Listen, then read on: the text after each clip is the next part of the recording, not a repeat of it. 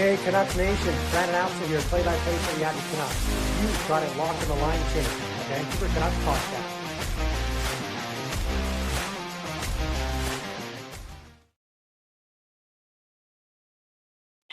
What's up, Canuck fans? Welcome to the post-game show. Oh, geez. Wrong layout. Wow. There we go. That's better. Welcome to the post-game show. The Vancouver Canucks have lost to the St. Louis Blues, not beaten the Nashville Predators by a score of 3-1. Canucks didn't have a great start in this one. I'll admit I missed quite a bit of the first period, but I did watch some highlights, and of course I saw a little bit of Adam Foote's presser shortly after the game. But yeah, Canucks did not get off to a good start in this one. So the final score was 3-1 for the St. Louis Blues, and let's just go ahead and dive right into the goals and get started on that. Let me just bring that up here. Give me 1 second. I completely forgot to do the Canucks graphic thing after the game, but it's okay. We'll get into the goals. So, of course, no goals in the first period, but St. Louis would strike first on a bit of an odd one. Pius Suter would score his 11th of the season, assisted by Robert Thomas and Dylan Holloway at 10:17 of the second period to make it 1-0. Again, this was a bit of an odd one. They did kind of look at this to see if they might call it back. And of course, prior to this, a goal actually got called back against the Blues. They had originally scored to make it 1-0, but they ended up calling the goal back due to goaltender interference. And then shortly after, Pius Suter would score his 11th, as I mentioned, assisted by Thomas and Holloway at 10:17. And then about a minute or so later, Pavel Buchnevich would score his 16th of the season, assisted by Broberg and Mailloux at 11:36 to make it a 2-0 lead for the St. Louis Blues.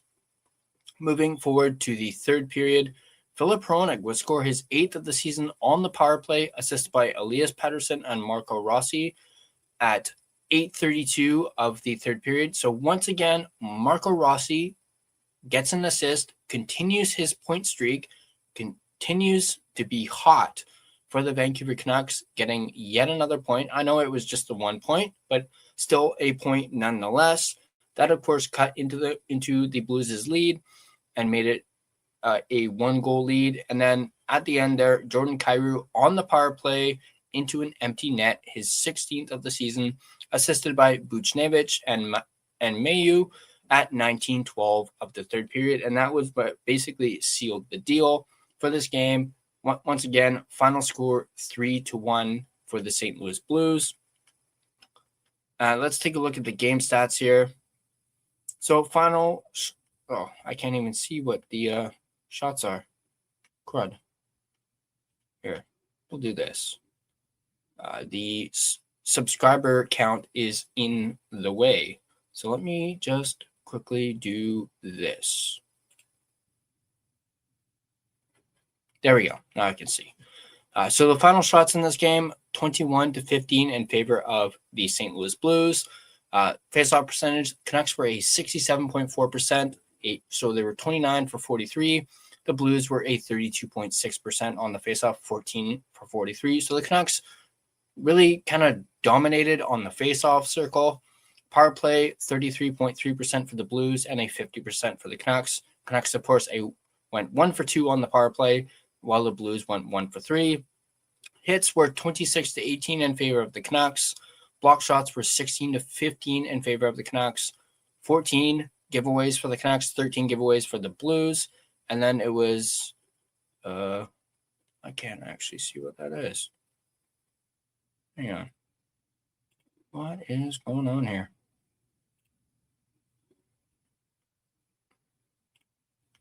I can't read that. 6 takeaways. Okay. All good. We're all good. And then moving on to the shots on goal per period. 5 shots for the St. Louis Blues in the first period. Only 4 shots for the Canucks in that first period. So again, Canucks were not able to get a whole lot of shots on net. It seemed to be a theme in this game, actually, for both sides, really. Second period, St. Louis with 11 shots to Vancouver 6. And then in the final frame, it was 5 shots apiece. So funny enough, only once did either side get double-digit shots in the period, and that was St. Louis in the second period. So not a whole lot of shots in this game. Of course, we mentioned the final shots were 21-15 in favor of the St. Louis Blues. Let's take a look at the player stats. We'll go back to this one.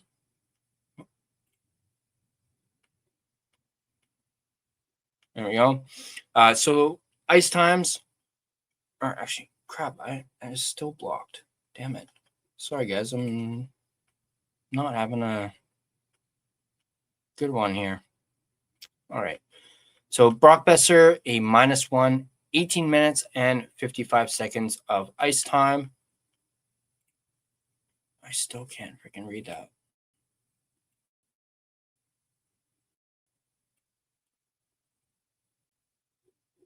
There we go. That's better. So as I said, Brock Besser, a -1, 18 minutes and 55 seconds of ice time, 2 shots, 1 hit.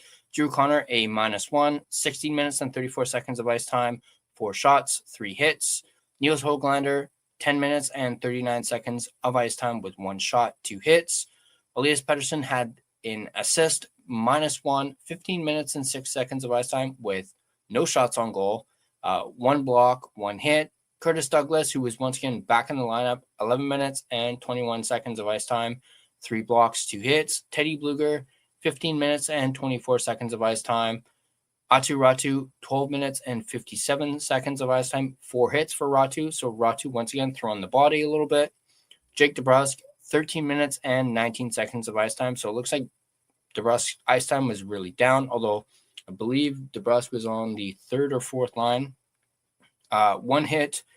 Evander Kane, 15 minutes and 31 seconds of ice time with 3 hits. Liam Ogren was a -1, 15 minutes and 24 seconds of ice time with 1 hit. Marco Rossi with the assist. He also was a -1, 17 minutes and 41 seconds of ice time with 1 shot, 2 hits. And then you had Linus Karlsson, who was a -1, 13 minutes and 44 seconds of ice time with 2 shots, 1 block. So there you go. Moving on to the defensemen.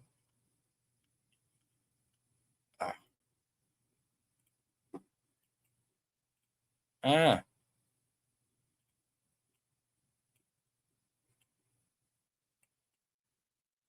we go. Tom Willander, 18 minutes and 2 seconds of ice time with 4 blocks.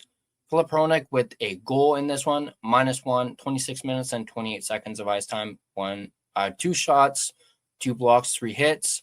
Zeev Buium, a -1, 23 minutes and 36 seconds of ice time, 2 shots, 1 block.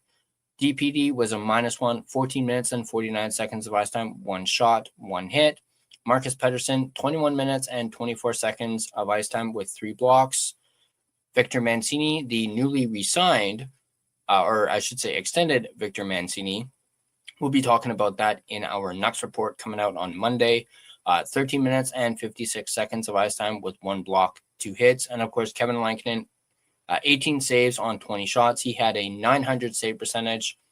And, of course, he ended up being pulled for the extra attacker late in this one as well. Let's take a look at the 3 stars of this one. You have Pavel Buchnevich, goal and an assist, 2 points. He was the first star. You had Filip Hronek, the second star, with a goal. And then this one I'm a little curious about. They gave it the 3rd star to Jimmy Snuggerud, and this is not a knock on Snuggerud at all, but he didn't have a single point in this one, and they made him the 3rd star. So that one is a bit of a head scratcher. Let me know. I wasn't really paying too much attention to Snuggerud as himself. But I'm a little curious as to why they named him the 3rd star when he didn't even have any points. You probably could have given that to Rossi or, I don't know, maybe Petey even, someone who actually got a point, or maybe even another St. Louis Blue. But I'm a little curious as to why it was Snuggerud. So there is that, let's get back to here. Oh, don't need that. There we go. So just some notes I have. I mentioned earlier, Max Sasson was scratched in this one, and that is why Curtis Douglas was in the lineup. He was the odd man out. I'm a little unsure about, Foote deciding to scratch Sasson. Like, perhaps it wasn't because, he did something or he just needed somebody out of the lineup so he could put Douglas in. But I don't like scratching young guys.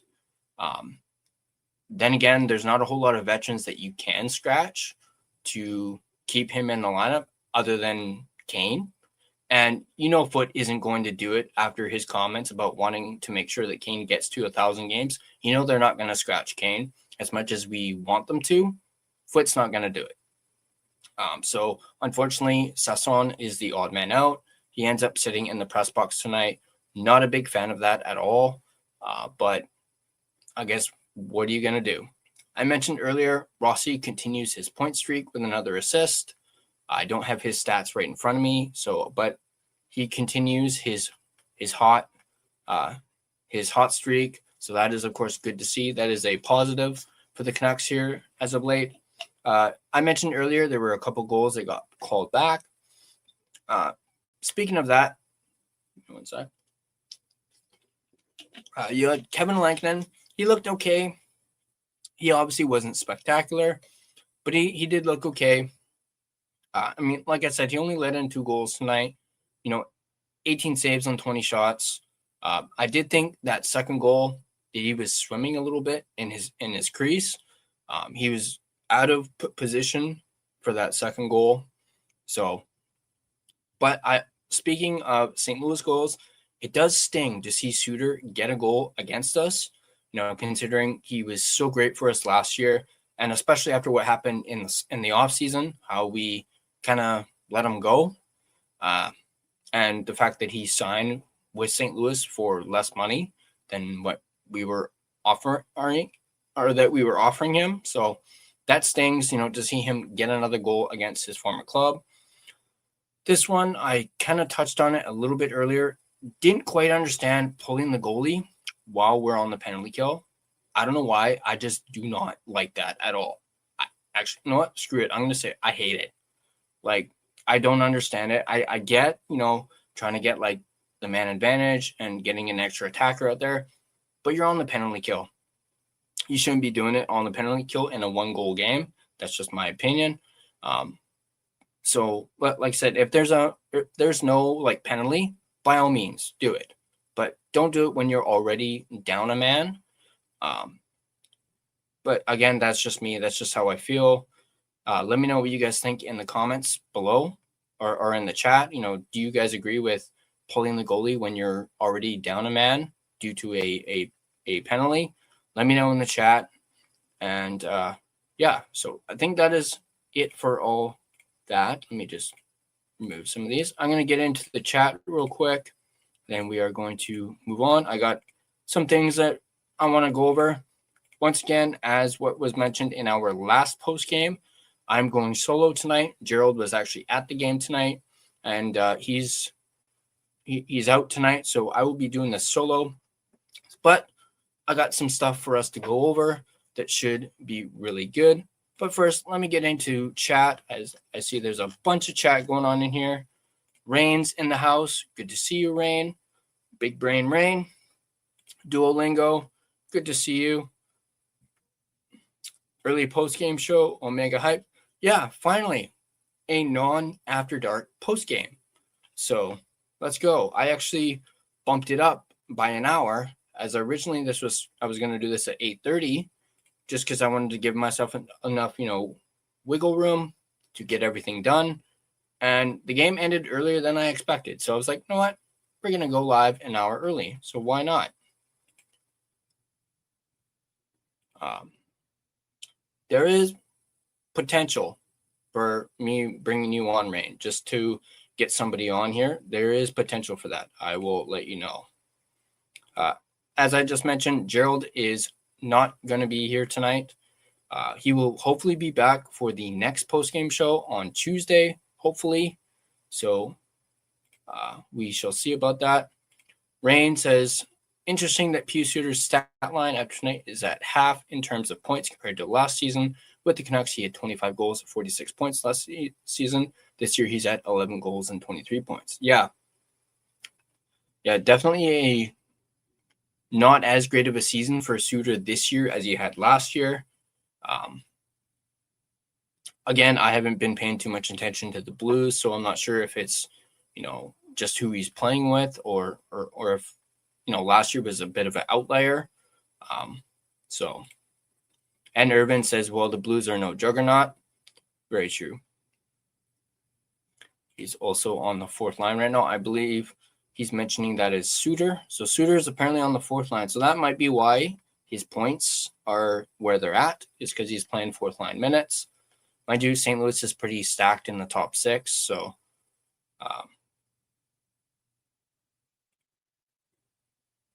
Just Incredible in the house. What's up, brother? Talk to me later. I found a bit of a workaround to get a live sub count on screen. Ooh, I will definitely reach out to you later because, the one that's in the corner right now, literally in the last day, I've had to update like 3 times because I noticed. I think I originally had it at 1606 or 605. Then it went up to 606, and then without me knowing, it went up to 607. So I was like, I got to do it again. But yeah, Canucks have set a new franchise record tonight with their 23rd home ice loss in a season. They have 5 more games on home ice this year. Yeah, that is freaking brutal. And by the way, that is not me complaining about gaining new subs. By all means, sub and keep having to update it. By all means, I'm just 131. The 131. Is that how St. Louis was playing? The rest. I know what you mean now. That's how you think the Canucks' record is going to go for the final 5 home games. Are you on a new camera? No, same camera. Maybe it's the lighting or something. Because lately, I think up until the last couple videos, I haven't had this light turned on just because it makes me my face look very bright.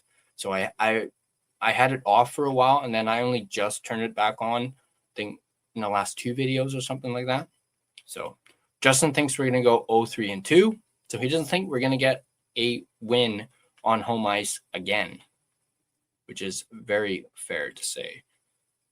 Hey, SGA, how's it going? How about have control of the puck before pulling the goal? Yes, that 100%. I believe this isn't the first time that Foote has pulled the goalie when they've been on the penalty kill, and that exact same thing happened. So, and that's probably a big reason why it absolutely drives me nuts when, or the fact that tonight that drove me nuts tonight, because they literally said on the broadcast, you can see Foote, motioning to Lankinen, come on, and they didn't even really have full control of the puck before he did that. If I plan to go to the game on 4/11 between San Jose and Vancouver 3 days before on 4/8, what? Not quite sure what you're trying to say there, Charlotte. That's an overrated concept. Possession is overrated, especially if you're a Vancouver Canuck. Wiggle. What's that freaking song? What was it? Jason Derulo? Wiggle. Man, when that song came out, that song got stuck in my head, and it was, don't get me wrong, I like the song, but it played way too much, and that would always get stuck in my head. Wiggle. Sorry if I'm a little extra goofy tonight. As you guys know, yesterday was a difficult day. Today, I'm obviously feeling a lot better today, so maybe that might be why I'm a little bit goofy tonight. I don't even care who the team is. You got to have the puck if you're going to pull the goalie.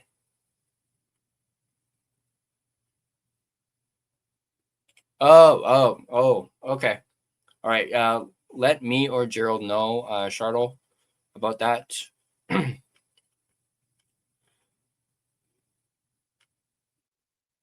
Yeah, definitely let myself or Gerald know. I believe we already gave you the email, although the email is also in the description down below of this video. You can also send the email there as well. Or I should say the email is listed there. So good to know, Charlotte. And hey, if you end up going to the game, I think that's awesome, dude. If you want to go to the game, that's totally fine. Don't mind it at all. All right, so we're up to date on the chat. Let's take a look at some things that I wanted to share. And we're going to start off with, I'm going to do a little tease for tomorrow's video, as I'm doing a draft rankings video. I haven't recorded it yet, but it's going to come out tomorrow, and we're going to have a lot of fun with it. We're going to look at a rankings, for the month of March, and we're just going to go through it, see who's moved up, who's moved down, and whatnot. So here is a little sneak peek, and don't worry, it's just the thumbnail. I'm giving you guys a sneak peek at the thumbnail. So let's go right here. This is the thumbnail. We're doing a draft rankings. I'm thinking about doing this for April as well. So we'll do March, which will be this one, and then we'll do one more in the month of April, probably closer towards the end of the season. We'll do a draft rankings video, but there you go. That is going to be coming out tomorrow, so be on the lookout for this video tomorrow. I'm really looking forward to doing this one. This one's going to be a lot of fun. It's probably going to be a bit of a long one too, so definitely be on the lookout for this one tomorrow.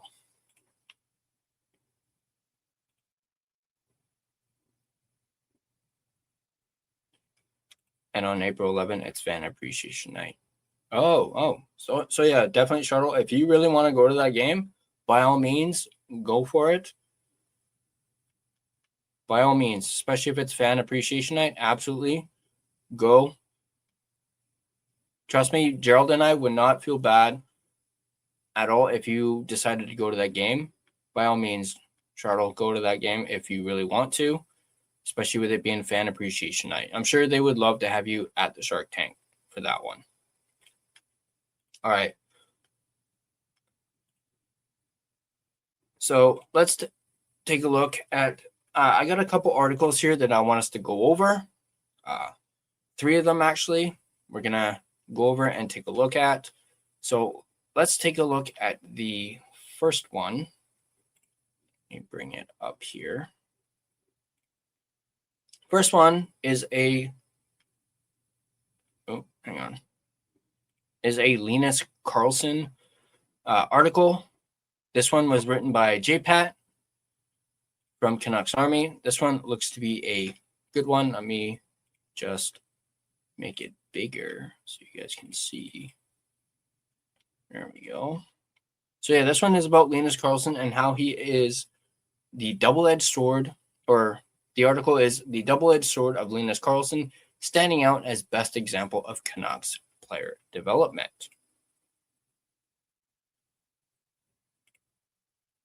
So we're going to take a look at this one. Like I mentioned, written by JPat. He wrote this actually earlier today. And he goes on to say, in a season full of darkness, Linus Karlsson's emergence as an everyday player and contributor has been a bright spot for the Vancouver Canucks. And without question, Karlsson serves as the poster boy for the organization's modern-day player development department. A key cog in Abbotsford's run to the Calder Cup Championship a year ago, the 26-year-old Swede spent 2 full seasons on the farm after making the jump to North America at the outset of the 22-23 hockey season.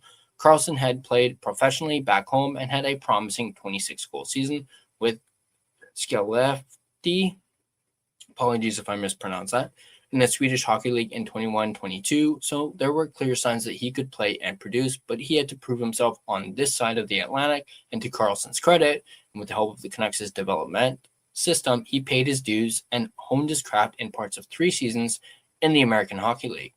Karlsson scored 24 times in 72 AHL games in his first year in Abbotsford and followed that up with 23 goals in 60 games 2 seasons ago. Last year, he scored 23 goals in just 32 regular season games and then added another 14 goals in 24 playoff games en route to the AHL championship. Along the way, he earned NHL looks and even appeared in a couple games in the 24 Stanley Cup playoffs. The numbers at the minor league level were impressive, but offered absolutely no guarantee that they translate to the National Hockey League. And yet, on Thursday night, Karlsson scored his 13th goal of the season and recorded his 30th point in limited ice time in the 65 games he's played. He leads all Canucks scorers this season with 27 even-strength points. His steady growth and production at the NHL level earned Karlsson a 2-year, $4.5 million contract extension in early January, which should pave the way for full-time employment with the Canucks as they go about their organizational rebuild. There was a time not that long ago that Karlsson was part of a group that included Max Sasson, Archie Bains, and Neil Zaman. Yeah, Neil Zaman. I know he's down in Abbey, but it's like he's kind of fallen off the face of the earth. No one aren't really hearing Neil Zaman's name a whole lot unless you're watching Abbey Canuck games, I guess. I don't know. I haven't, unfortunately, been able to watch any at all. And the hope was that all would find their way at the NHL level. Karlsson has surged well ahead of that pack, with Sasson now looking like the only other one of the bunch that will have an NHL future. Of course, not one of those players was a Canucks draft selection, and all were required to fill gaps in a paper-thin prospect pool. Karlsson is a good news story, no doubt, but he also serves as a reminder that this organization has not done nearly enough to develop its own draft picks into legitimate offensive contributors. And with all due respect to Linus Karlsson, the Canucks simply need to do a better job with future prospects so that a player drafted by another organization, San Jose 3rd round 2018, doesn't stand as the beacon of the team's development program for many more seasons to come.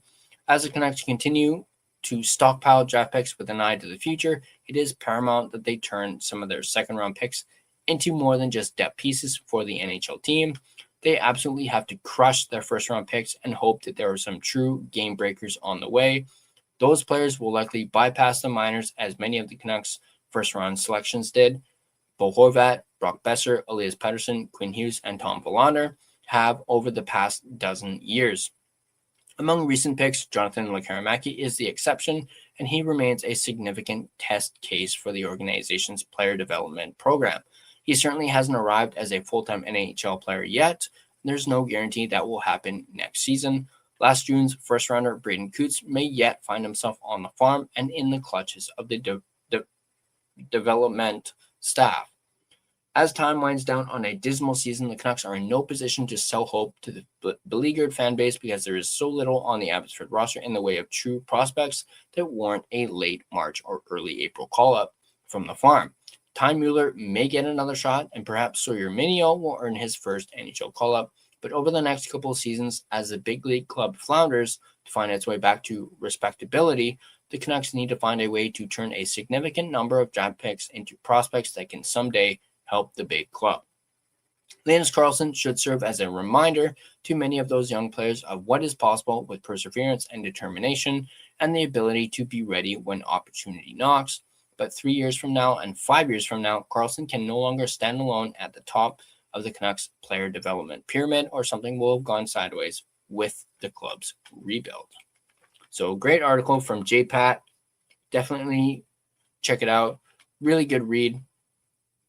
Talking about Karlsson and how he's really stood out as the lone, example for the Canucks player development.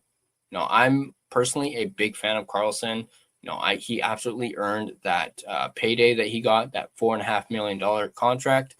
Absolutely earned it. He was fantastic for Abbotsford last year, and even more amazing in the playoffs for that team. Now, correct me if I'm wrong, I believe Karlsson still has the record for, goals for the Abbotsford Canucks, like not in a season, but career for the Abbotsford Canucks. Once again, correct me if I'm wrong in that, but I believe he got that last season. So yeah, that is the article. Don't worry, we are going to go over another one. I'm going to pop back into the comments as I see a bunch of them in here.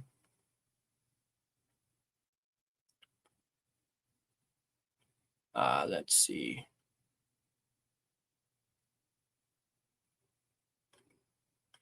Where am I? SG had a question. Which players would you like to get in the 2026 NHL entry draft from Buffalo? Are there any players you want to get, or are you winging it? Well, I'm glad you asked that, Shuttle. Obviously, Gavin McKenna, that's a definite. If we do get the first overall pick, it's got to be Gavin McKenna for me. In a video the other day, I talked about the Ruck Twins. Those two guys are someone who I really want, and I do feel as though the Canucks have a very good chance of drafting both of them, even with the picks that they have now. I mean, if they happen to get maybe one or two more first-round picks, it would increase those odds even more. So definitely McKenna, the Ruck Twins, Caleb Malhotra is another big one for me, especially if the Canucks do end up drafting third overall. Like if they end up dropping to third, you got to take Caleb with the third overall pick. I just feel as though, and this is just me, they don't need a defenseman.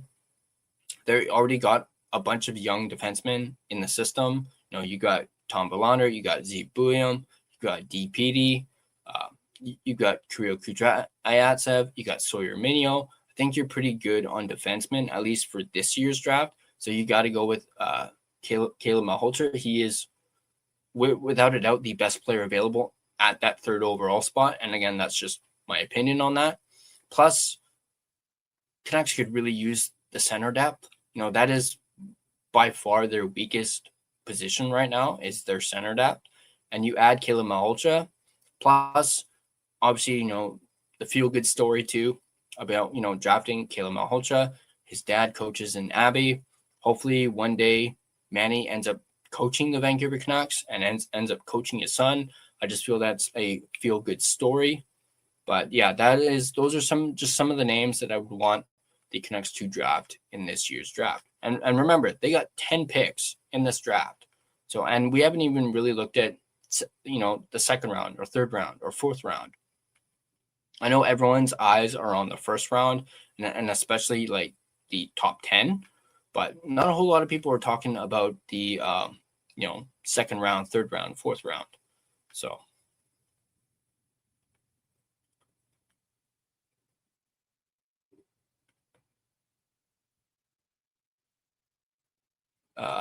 I like to play video games, I like to shoot hoops, and I like to play with my cat. Awesome.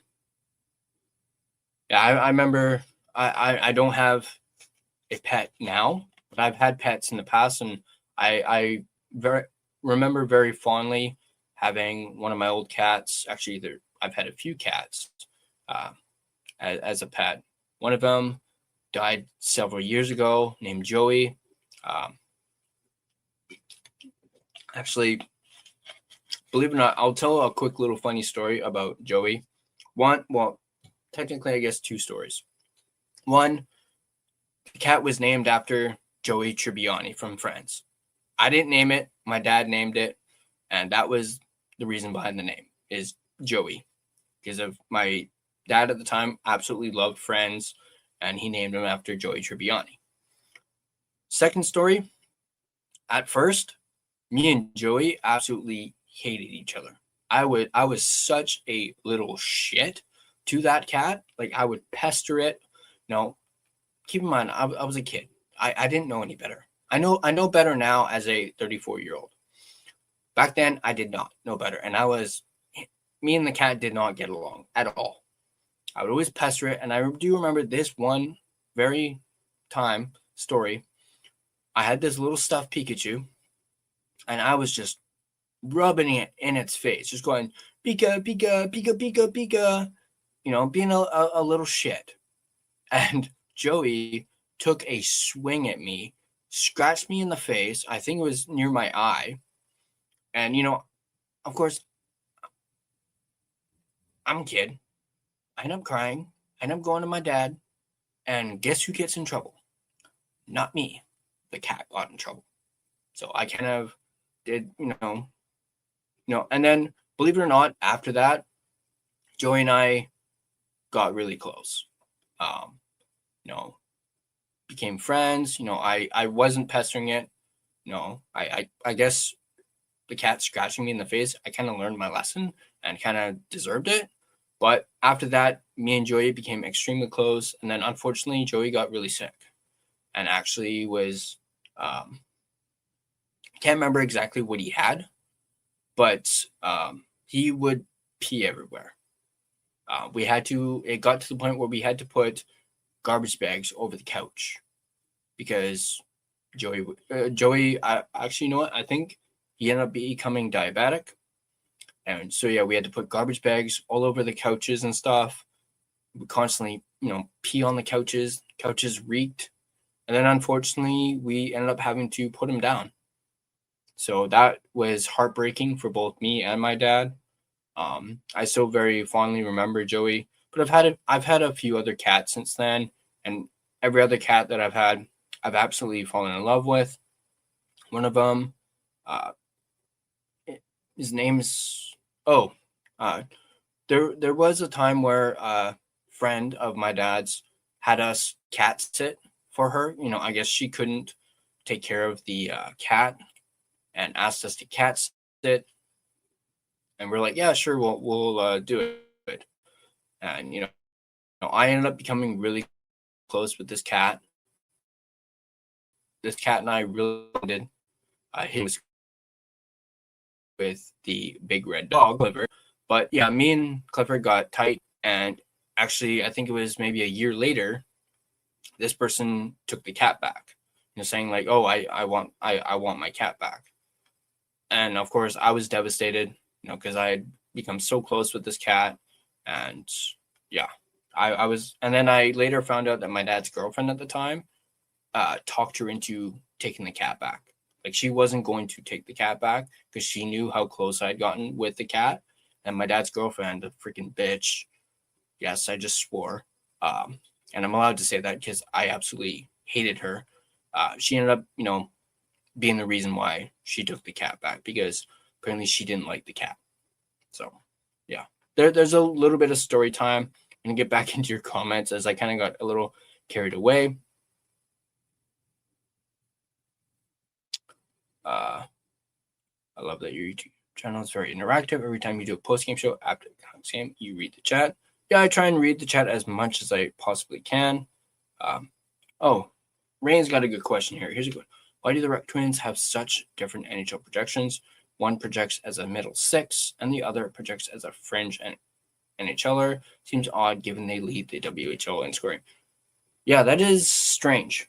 And also with where they're projected in the draft, too. Like, one is projected, like, late first round. The other one is projected, like, early to mid-second round. It's a little surprising. So, you would think they would be, like, both projected in the same, or at least maybe like a few spots but between. Definitely odd for sure, but I'm not quite sure why. But like you said, they lead the WHL in scoring. One has 100 points. The other one is just a point shy of 100 points. So yeah, it's definitely odd. I still wonder how the Sedin's careers go if they had not been drafted together. That is actually a good question. That is a good question there, Herb. Because I know the Sedins made it known that they wanted to be drafted together. It does make you wonder also, not just how their careers would have gone, but makes you wonder if Brian Burke wasn't able to do that magic and, do that, moving around on that draft day and, get the first, back-to-back picks. Makes you wonder, what if one team drafted Henrik and the other team, and then a different team drafted Daniel? What would have happened? So that's definitely intriguing to think about for sure. I just find that fascinating given how much Canuck Nation wants to have both rucks. Well, I think it's very similar to the Sedins. They want both of them because, they are absolute magic together. I have a cat named Buster. Scenes wouldn't have had the same careers playing a part. Yeah, I agree. I agree. Hashtag cancel me. Why? Oh, probably because of the cat thing. Hey, I was like, I was a kid. I didn't know any better. We were all like that. Why are we being a little shit? Well, because I was a kid. I didn't know any better. Well, like I mentioned, I definitely learned my lesson, and I have not done that since. So there you go.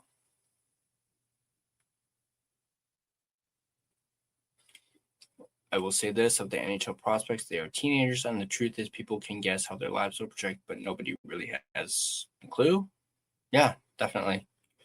All right, let's get into this next article that I wanted to talk about. And this one is about Rossi and Besser. Or rather, this one is titled Rossi has turned Besser's season around since the Canucks united them. We already talked a little bit about this in our Canucks on Rock video, Besser and Rossi chemistry. But we're going to go ahead and take a look at this. Let me just bring it up.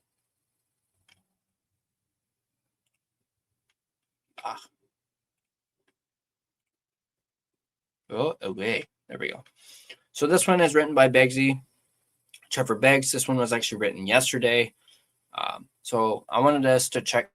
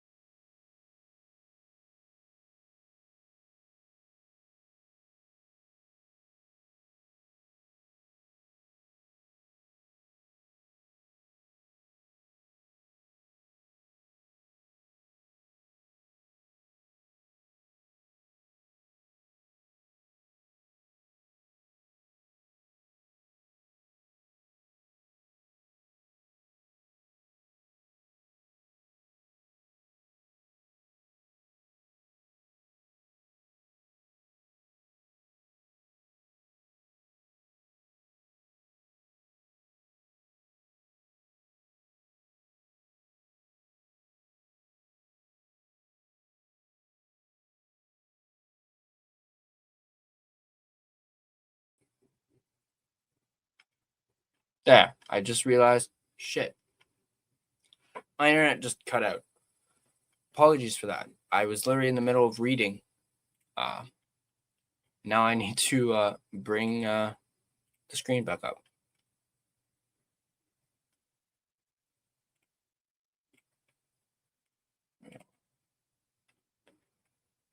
I only realized it because I heard the little sound when my internet cuts out. So there you go.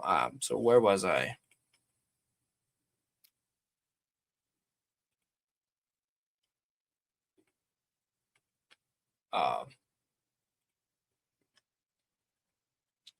Where did I leave off, guys?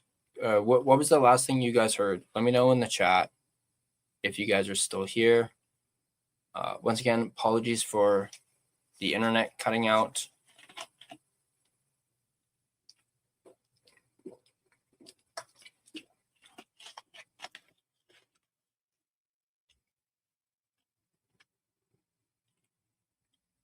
Oh man, I couldn't even imagine that. Oh, I hadn't even started the article yet. Okay, so I'll start from the beginning. So this article, as I mentioned, hopefully prior to my internet cutting out, talks about Rossi turning Besser's season around since the Canucks united them. I believe I mentioned that this article is written by Begsy. I'll try and be a little fast with this too, in case, well, hopefully, fingers crossed, this doesn't happen again. But it says here, if it were even possible, Marco Rossi was perhaps a forgotten man following the blockbuster Quinn Hughes trade.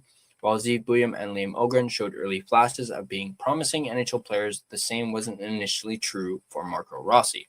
The Austrian center battled through an injury and registered a measly 2 points in his first 10 games for the Canucks. That, of course, all changed in March. The 24-year-old leads all Canucks this month with 4 goals and 12 points in 9 games, make that 13 points. He's tied for 15th in scoring this month alongside NHL stars like Connor McDavid, David Pastrnak, Artemi Panarin, and Robert Thomas. However, his individual impact on the score sheet might not be the most impressive thing he's accomplished this month. The bigger achievement might be that he's helping salvage a nightmare season for Brock Boeser. The 29-year-old hasn't lived up to his new 7-year contract worth a total of $50.25 million. Boeser started at a fine pace, posting 9 goals and 16 points through the first 24 games, good for a 30-goal, 54-point pace over a full season. However, the Canucks' highest-paid winger hit the skids at the beginning of December. From December 1st through the end of February, Boeser had just 3 goals and 10 points in 28 games. He was basically scoring at a fourth-line rate despite averaging over 19 minutes per game. Boeser was also a minus 23 during that stretch, the 4th worst mark in the league. That all changed in March when a healthy Rossi returned to the lineup. Boeser is second on the Canucks since March 1st with 4 goals and 10 points in 9 games. Over those 9 games, Rossi and Boeser have registered a point on 13 of the Canucks' last 22 goals.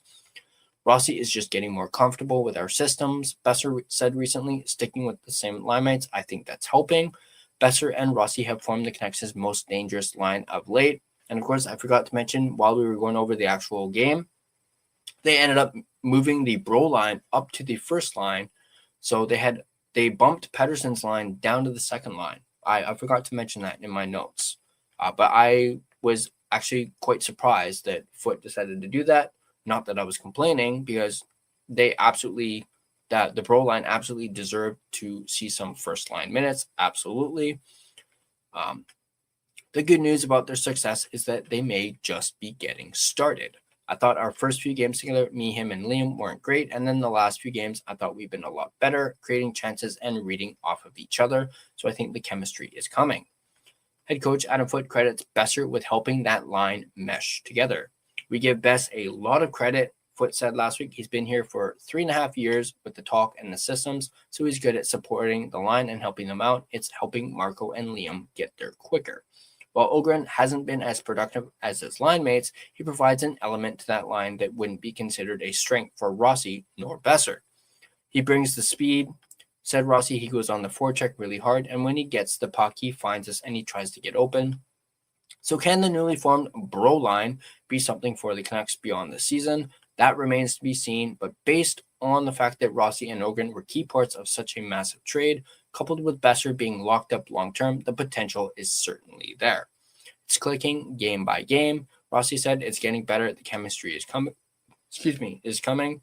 Everyone is bringing something different to the line, and I think that is the key. So there you go. There's that article.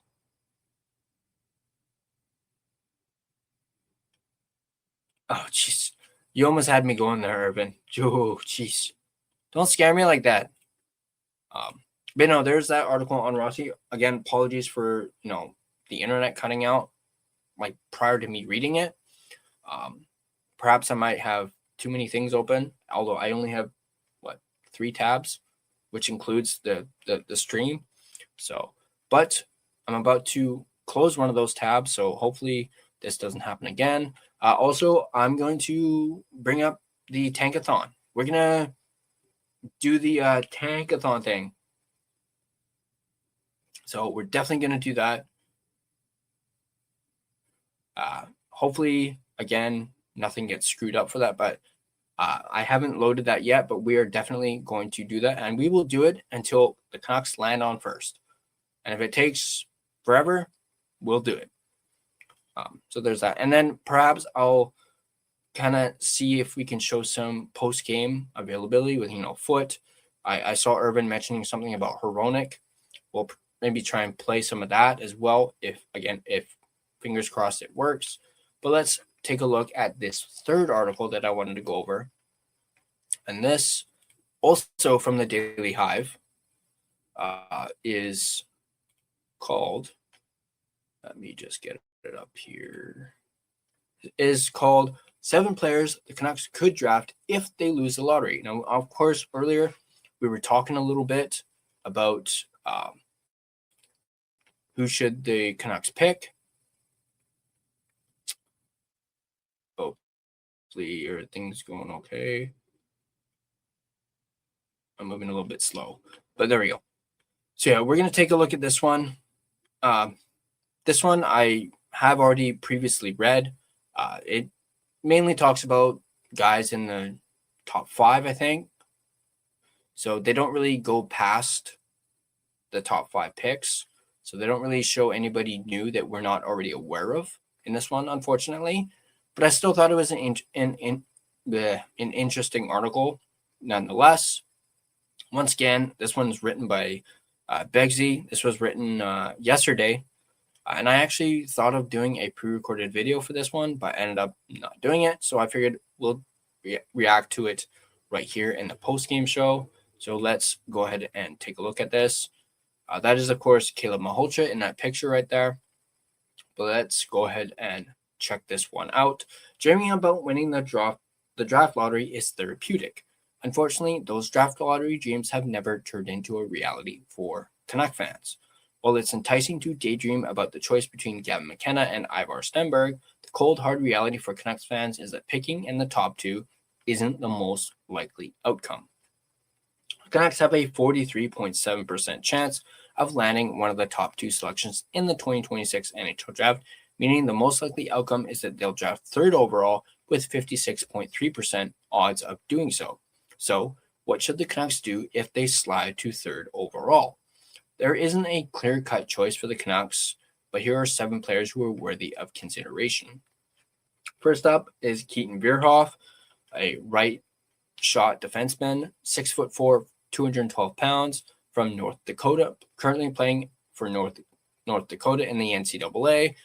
In 33 games, he has 6 goals, 14 assists, good enough for 20 points. I do know Vierhoff has kind of slid down a little bit. He's not as high.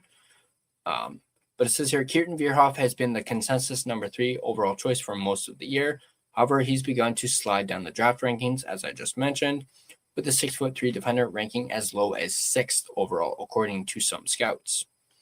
So it's hard to ignore the fact that Vierhoff has been a productive defenseman in the NCAA, even though the 6'4", 210-pound defender is one of the youngest players eligible in the 2026 draft. Some have compared his game to Aaron Ekblad. Number 2 is Chase Reed, another right shot defenseman, 6'2", 187 pounds, playing for the Sioux Greyhounds in the OHL. In 43 games, he has 18 goals and 30 assists, 48 points. Multiple scoring outlets have now ranked Chase Reed ahead of Vierhoff, with the Athletics' Corey Pronman going as far as saying he's the best player available in the 2026 draft. The 6'2" defender is being lauded as having a very strong transition game along with decent offensive instincts. Whether it's Vierhoff or Reed, the Canucks could be set on the right side for years to come with the combination of Tom Willander and either of the 2 highly touted defensemen. Next up, at number 3, we have Albert Smits, who is a left shot defenseman, 6'3", 205 pounds, currently playing for Jukurit from Liga. In 38 games, he has 6 goals and 7 assists, good enough for 13 points. So I know you look at that stat line and you're like, how is this guy ranked 3rd? I'm honestly kind of thinking that myself right now. Like, what's so special about this guy? Well, let's Let's find out what is so special about this guy. Only 30 Latvians have ever played in the NHL, and 6 of those have either played or been drafted by the Canucks. Could Albert Smits be the next? The 6'3", 205-pound defenseman has authored an impressive season, shining for Latvia at the World Juniors before representing them at the Olympics. He also had similar production to Miro Heiskanen in Finland's Liga at the same age, although his skating isn't on that level. Some scouts are drawing comparisons to Jacob Chychrun. Smits also has some confidence, and rightly so. So them drawing comparisons to Jacob Chychrun, and we know how good of an offensive defenseman Chychrun has been, at least the last couple years. So, okay, that kind of, makes me kind of be like, interesting. With Jukurit's season over in Finland's Liga, Smits is currently on loan to EHC München for the DEL playoffs in Germany. Next up at number 4, we have Carson Carroll, another left shot defenseman. We're starting to see a bit of a pattern here with the defensemen here in the top 10. 6'2", 194 pounds, plays for the WHL's Prince George Cougars. In 57 games played, he has 20 goals, 53 assists, which is good for 73 points so far. Much like the choice between Verhoff and Reed could solidify Vancouver's right side for years to come, there's a similar argument for a potential decision between Smits and Carson Carroll. The Cypress River, Manitoba native is another late birthday in this draft class, June 23, 2008, who's already 6'2" and plays a physical brand of defense. He's also been productive with 73 points in 57 games for the Prince George Cougars this season. Tynan Lawrence coming in at number 5, who is a left shot center, 6 foot, 185 pounds from Boston University for the NCAA. 2 goals, 5 assists in 18 games played, 7 points. The bar was high for center Tynan Lawrence entering the season as the youngster was named playoff MVP in the USHL season last year. He scored at over a point per game clip and played in all situations. Before leaving for BU, Lawrence continued to shred the USHL with 10 goals and 17 points in 13 games. Hype around Lawrence dropped the season as he transitioned to the NCAA mid-year, where he had a pedestrian 7 points in 18 games. However, 5 of those points came in his last 6 games, suggesting perhaps that one of the youngest players in the draft, born August 8, 2008, was beginning to figure it out at the college level. Coming in at number 6, and my choice, as I mentioned before, left shot center Caleb Malhotra, 6'2", 183 pounds, playing for the Brantford Bulldogs in the OHL. 29 goals, 52 assists in 65 games played, 81 points. The son of current Abbotsford Canucks head coach Manny Malhotra is seen as one of the top centers available in this year's draft, if not the top center. He's a sturdy all-round player, much like his dad. However, many scouts tend to question how much offense he'll truly have at the NHL level. Malhotra seems like an overly safe reach at 3rd overall, although his connection to the Canucks and the fact that Vancouver desperately needs more centers in the organization can't be ignored. Ironically, he's also headed to Boston University next season to play on the same team as Lawrence. Coming in at number 7 is Viggo Bjork, who is a right shot center, can also play the right wing, 5'10", 172 pounds, plays for I can't even pronounce it, Djurgårdens IF in the SHL. Of course, the brother of Wilson Bjork, who is currently in the Canucks system. 6 goals, 9 assists in 42 games played, 15 points. Could the Canucks be on the verge of drafting another set of Swedish brothers? Last year, the Canucks drafted Wilson Bjork in the 5th round. However, his younger brother, Viggo, is the more impressive of the 2 players. Family relations aside, there's a strong argument for the Canucks to take Bjork if they slip to 3rd overall. Bjork's role in the SHL has skyrocketed this year. He's now playing as the number 1 center for his team in the postseason. In his first playoff game for Djurgårdens, he had a goal and 2 assists. He kills penalties. He's good in the faceoff dot, and he ranked 2nd on Sweden's gold medal winning team at the World Juniors in points by draft eligible players, with 1 less point than Ivar Stenberg. So there's that other article. yet another great read from Begsy, but girls call him Tiny Lawrence. I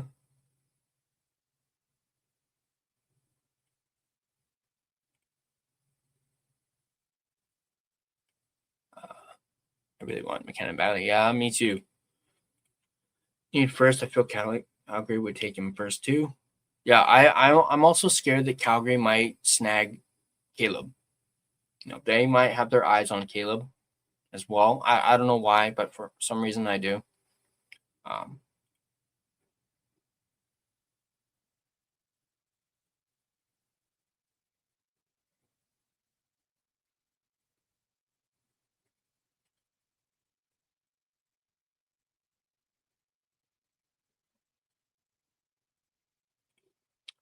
Talking about drafting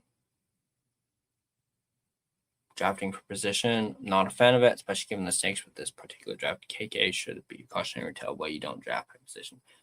Yeah.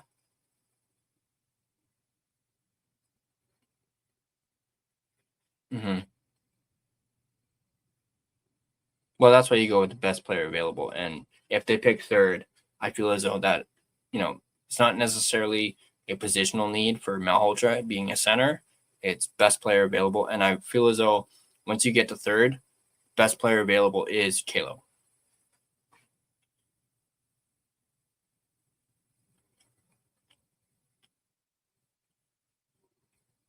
But again, that's just how I feel. But anyway, let's I'm gonna stop sharing this real quick.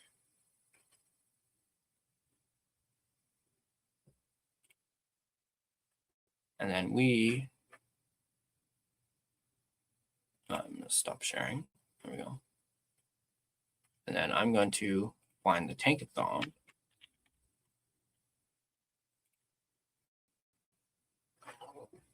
And we're gonna, yeah, that's fair too, Irvin.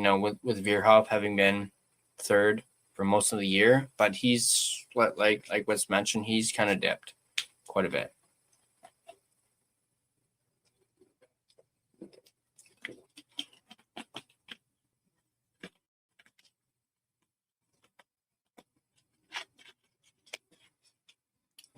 All right, let's see if I can get this Tankathon thing.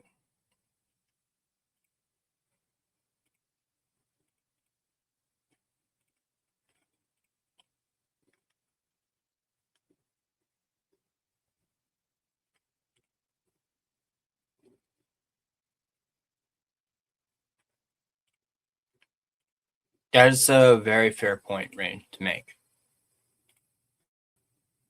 Sorry, I'll bring up your comment in just a second here. I just want to make sure I get this up.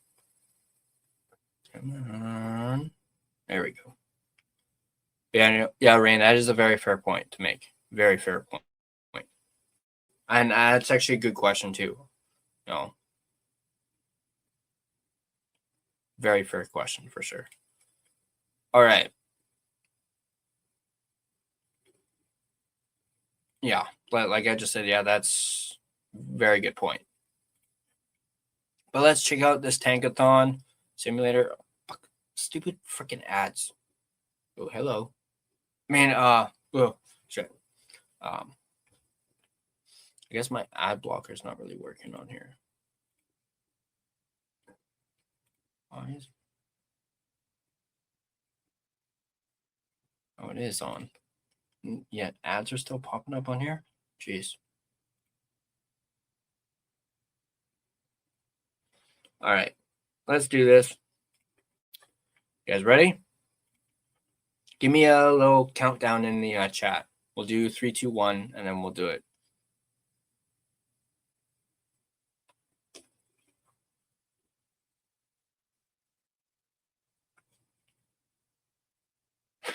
Right.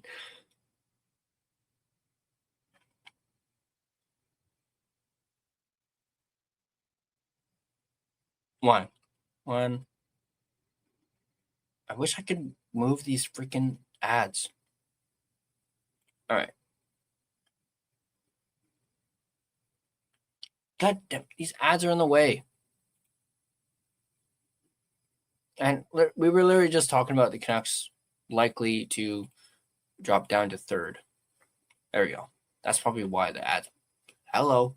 I mean, bye. Stop being distracted, Tyler. All right, so Calgary. So Vancouver drops 2 spots. Rangers get second. 4th is Chicago. 5th is St. Louis, Winnipeg, Boston, Seattle, Florida, San Jose. All right, let's do it again.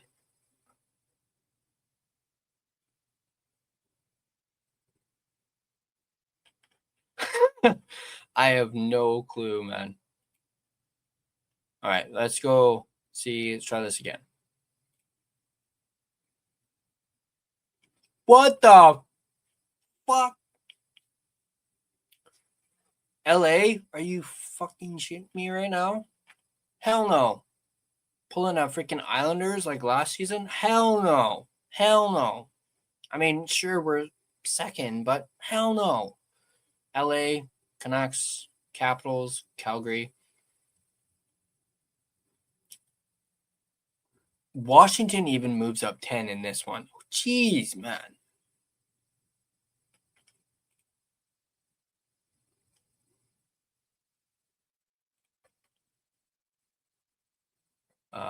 Let's do it again. Woo! Oh, geez. Florida moved up to second from 7th in this one. And they had 5% odds for first overall. And 5% odds to jump. Wow. So you go Vancouver, Florida, Calgary, Chicago, Rangers, St. Louis, Winnipeg, Boston, Seattle, San Jose, LA, New Jersey, Washington, Philadelphia, Islanders. Wouldn't that be poetic though? The Canucks get first overall, and the Islanders are in the same spot we were in last year after they jumped up 10 spots last year. That would be a little irony right there.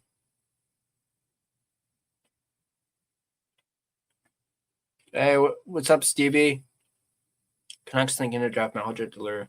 I mean, not gonna lie, I've thought of that, using that as a lure, but like what Irvin says, I don't really think you need to draft Caleb to do that. And that's a very fair point too. Yeah, Manny may not want to coach the Canucks with how they've been, like as in like next year. You know, he may not want the job. So perhaps Canucks might try and pull the same thing they did with Adam Foote this year and Quinn Hughes, try and pull that again. But that kind of blew up in their face. So I don't know if they'd be willing to try that again. Although I would definitely have to think the odds would be different, or the result would be different than it was with Quinn and Adam Foote for sure. Let's do it. Let's do it again. I know I said we'd do it until the Canucks did it or got first overall.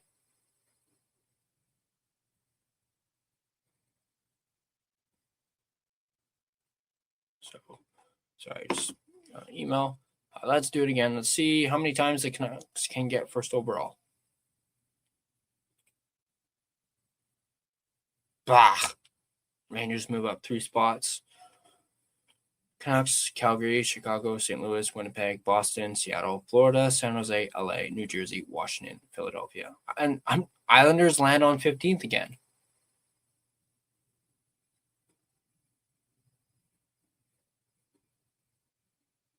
Caleb is also legitimately earning his draft rank. Yeah, absolutely. 100%.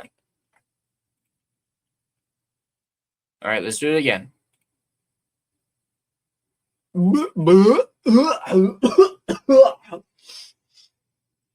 Yeah, that's how I feel about that. Toronto jumping up 6 spots. Ugh. Yeah, no, they're not winning the fucking lottery, man. I'm telling you. Or I should say they better not win the fucking lottery. Calgary 2nd, Vancouver 3rd, Chicago 4th, Rangers 5th, St. Louis 6th, Winnipeg 7th, Seattle 8th, Florida 9th. Once again, I guess that's automatic that the Islanders are 15th, I guess.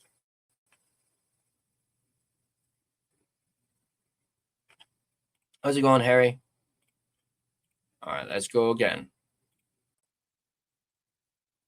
Chicago. Okay, let's see how many times we can get Vancouver to win in the simulator. We've already had the Canucks in first once. So if someone is counting, it's been once. Chicago, Winnipeg, Vancouver, Calgary, Rangers, Blues, Boston, Seattle, Florida, San Jose, Kings, New Jersey, Washington, Philadelphia, Islanders.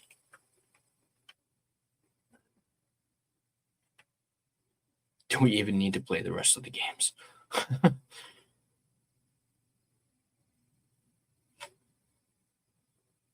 That's, yeah. I mean, imagine if the season ended now. I mean, even if there was like 3, 4, 5 more games, we're still like 11 points behind Calgary. So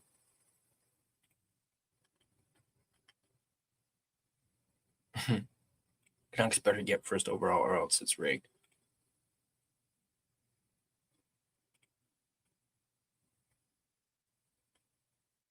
$100%. All right, let's do it again. Yeah. Bah! Blech. Fuck off with Toronto, man. Leafs, Rangers, Canucks, Calgary, Chicago, St. Louis, Winnipeg, Seattle, Florida, San Jose, LA, New Jersey, Washington, Philadelphia, Islanders. Right again if we don't. All right, let's go again. Woo! All right, so make that twice now. Canucks, Rangers, Calgary, Chicago, St. Louis, Winnipeg, Boston, Seattle, Florida, San Jose, LA, New Jersey, Washington, Philadelphia, Islanders.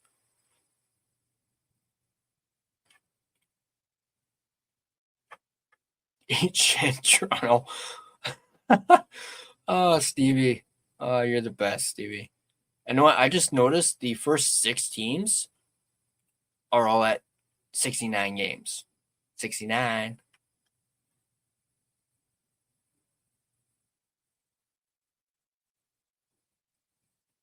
Oh, yeah. That's a good point, Ray. I completely forgot about that.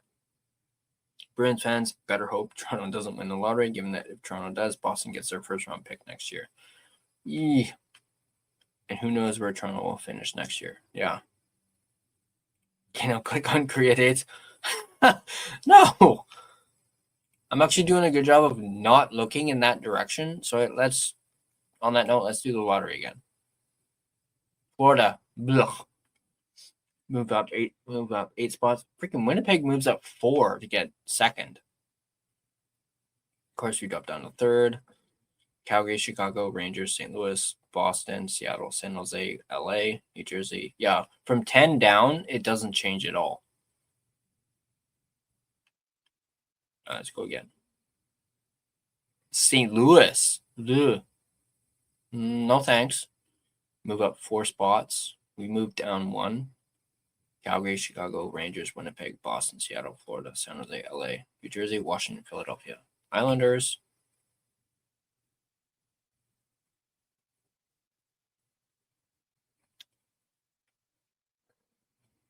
Toronto's top 5 protected this year.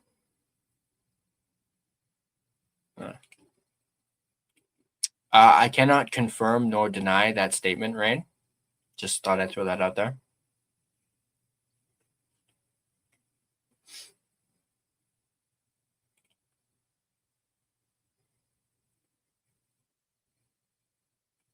Need a team out of top 10 to win, so we get number 1 pick.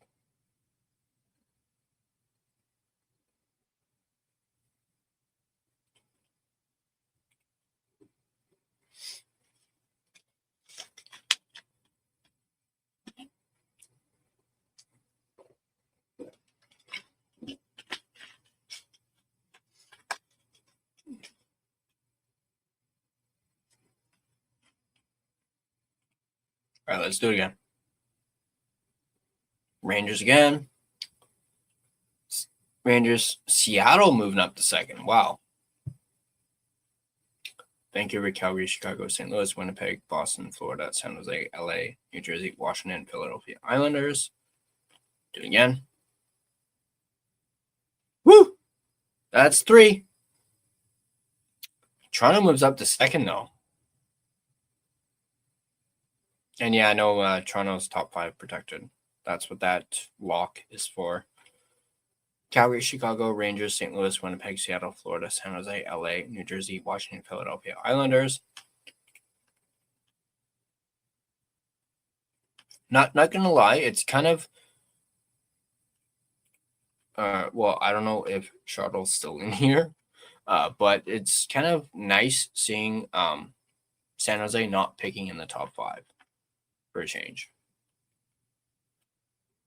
Sorry, Charlotte, but I have to say it. It's kind of nice. I mean, you guys got Macklin a couple years ago, so it's nice to see you guys not picking in the top 3 or top 5 for a change. Boo. Boo for what? Is that what was that whoever the last sim was? All right, so we're up to 3 now for the Canucks. Getting picked in first. Ugh. Again, Kings moving up 10 spots. Florida moving up 7. I know Florida's top 10 protected. Calgary, Chicago, Rangers, St. Louis, Winnipeg, Boston, Seattle, San Jose, New Jersey, Washington, Philadelphia. Oh, and this one, San Jose actually moved down for a change.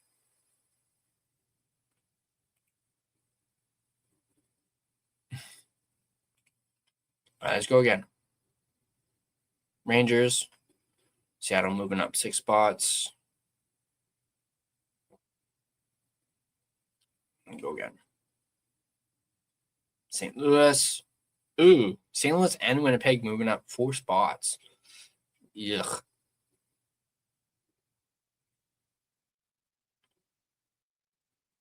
Again. Seattle moving up 7 spots. Again.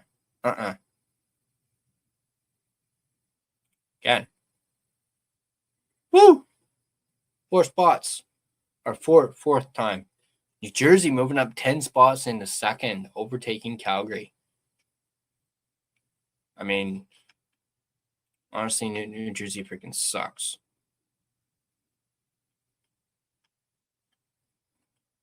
All right, I think I've done it enough times. Let's check out some post game. I'm going to remove this. I'm going to go back to here. And then I am going to move on over to Twitter. Finally get rid of that Korea dates freaking thing.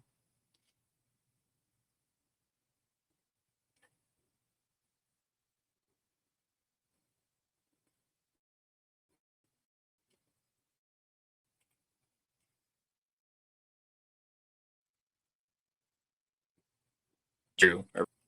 We need so much more than to just win the lottery. Yeah.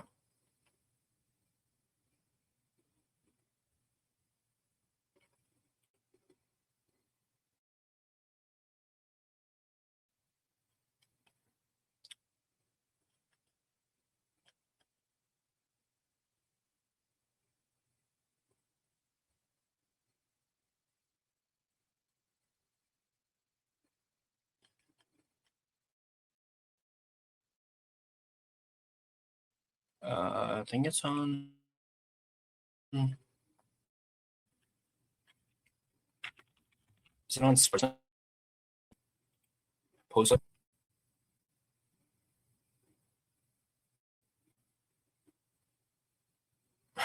What is creative? You don't want to know. No, you don't want to know. It was that image that was in the corner on that Tankathon thing.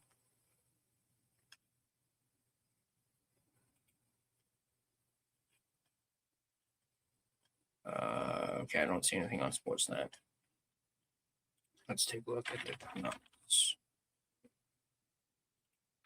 The Vancouver Canucks.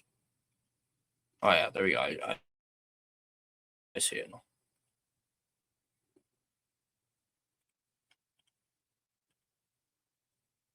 Yeah, like post-game availability.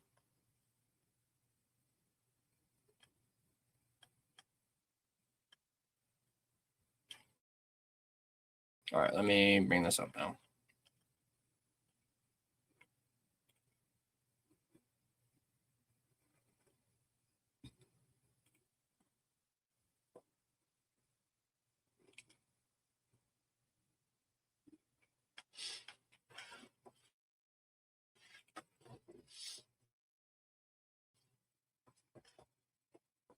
All right. Yes, we're going to listen to this. So hopefully, fingers crossed, it works. We were right there. Did he actually say that again? I certainly hope he didn't.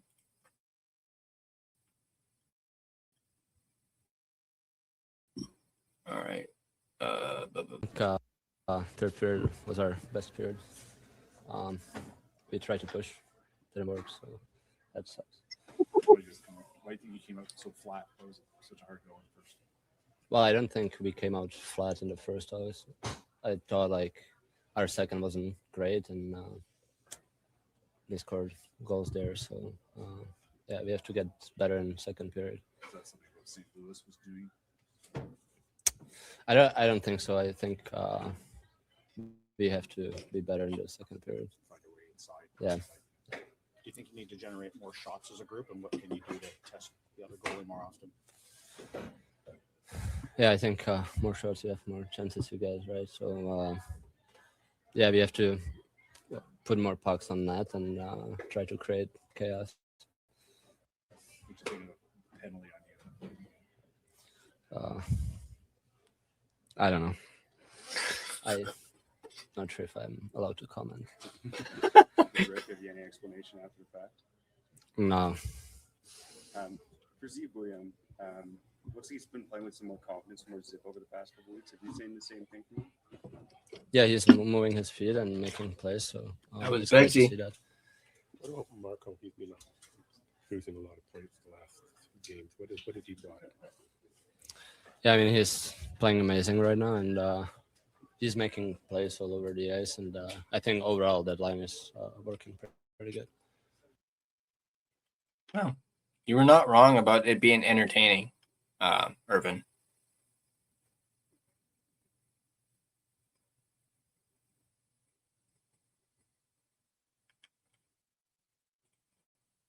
All right, let's go to Coach. What does Coach have to say? We were right there. Let me actually have it kind of bigger.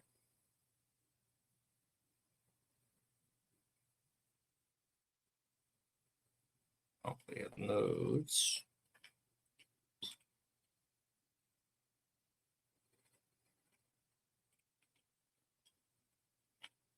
Come on, what's going on? Why is it not? There we go.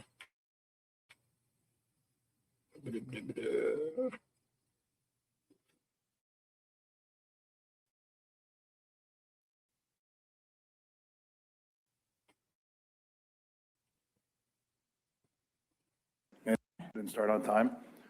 And when we started to skate, you saw the pushback. Through the first two periods, it seemed like your team was really struggling to get shot attempts. Was it something the Blues were doing, or do you think it was more so on your team? Well, they were quick up on us, and we weren't gapping up. Like it happened in the first early. We didn't have to start on time. And so when you're not gapping up, when you're not pushing up ice, you get caught in between. When our forwards weren't pushing with all three, then the D weren't gapping up either, and they were just hitting the middle and going back down into our end. In the second period, we have struggled in second periods because we get caught.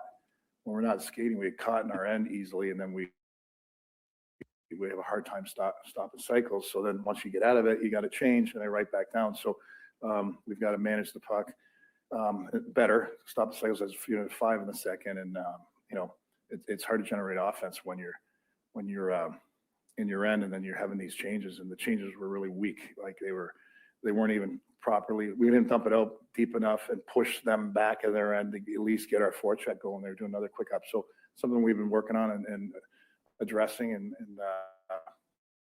once we started pushing in the third, we saw it changed, and we took over the third. But we have to learn to start on time in these afternoon games too. For Z William, looks like he's shown some extra confidence maybe over the past few games. Have you seen the same thing in his game? Yeah, I did. I thought he was pushing, he was holding on to pucks, he made some good plays. Again, he's doing a lot of good stuff. Like, he's learning when to do it, when not to do it, and how to manage it. And again, I like the way he has that swag. He's not afraid to have guys checking him, and he still makes plays. He's just, he's going to learn, and he's done a good job adjusting to when not to do it. I think last game, Adam, you had 10 shots. I might be. And play him with Hronek on the first unit. Stop having him on the third unit with Mancini. Sorry, guys, that's just a peeve of mine. I think Williams should be on the first pairing, especially playing with a guy like Hronek.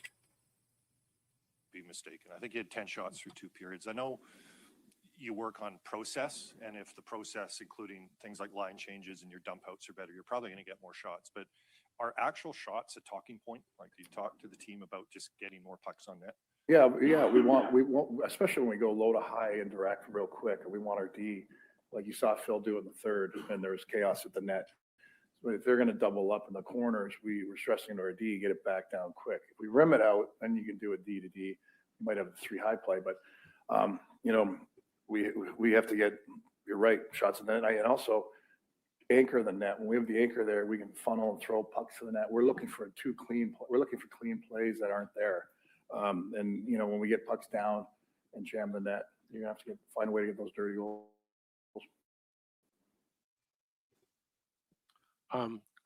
Marco Rossi had another assist tonight. He's been playing well lately. What have you seen from his game? Well, he's been pretty good on the offensive side of the puck. We want him to pay more attention on the defensive side of it. Closing guys. In the one goal tonight, his close was slow, and they were able to generate offensive time. So he's adjusting to that part of it. But that line was pretty hot lately as far as generating offensive chances and things like that. But he's been getting there with the offense for sure. And again tonight, one goal. Goals have been hard to come by for your team the last few games. Any explanation? Well, today we discussed it already with not having us a good start. And you're playing a little bit disconnected when you're not gapping up and your forwards aren't pressing. You're not skating. You're gonna be checking. So and in the second period, if you're not connected and you have those changes, you're not playing on the other team's end. So you saw it happen in the third. Like I said, when we did press and skate, we generated.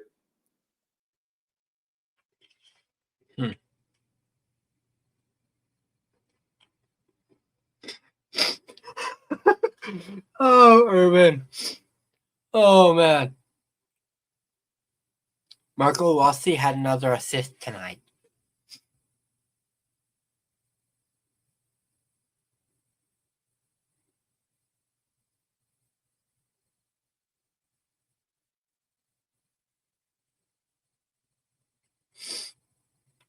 Yeah, no, we were right there once. But Adam, the game was close on the scoreboard. I don't know, like, you kind of saw me react to him, kind of like, Rossi hasn't been that great defensively. It's like, the guy's on a tear. Like, offensively, did you have to throw in that whole, the fact that he had one defensive lapse that led to a goal here tonight? The guy's putting up points. Like, he's a center. He's meant for offense. I know you want guys to play a two-way game and whatnot, but like, he's putting up the points. No need to dwell on his defensive game. And hey, that's just me. That is just me. That's all. Oh man, this cracks me up.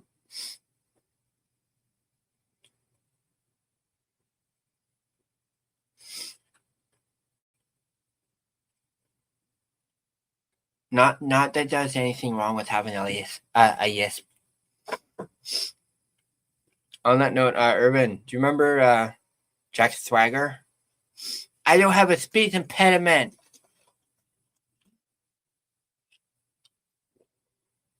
Oh man, that was some good stuff back in the day with Jack Swagger.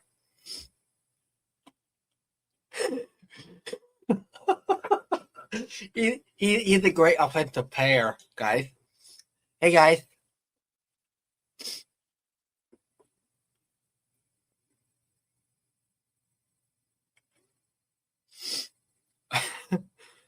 Yeah, the American dream, baby.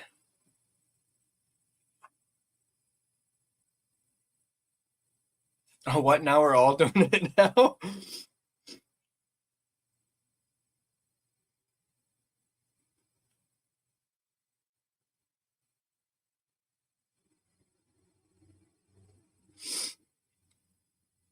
The American dream, baby.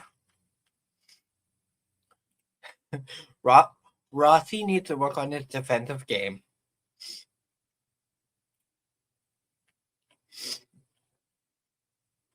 Mark, all this lit stuff is making me think about Bobby Boucher.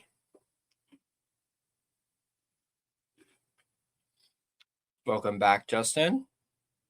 He came back just in time for the lit list party. Welcome to the list party. You're on the on the post game. What, Bobby Boucher? Have you not seen Waterboy with Adam Sandler? Bobby Boucher. Water sucks. Adam Foote, Prince of Lisp, to go with Patrick Owen as the king of word vomit. Well, I don't think it was really Foote who was in the presser. Oh. I have no idea who that was. I mean, it wasn't Foote who had the list, but it was the media guy. What's up, Coach Rob? Good to see you, buddy. Happy belated birthday to you, Coach Rob. You actually share a birthday with my mother.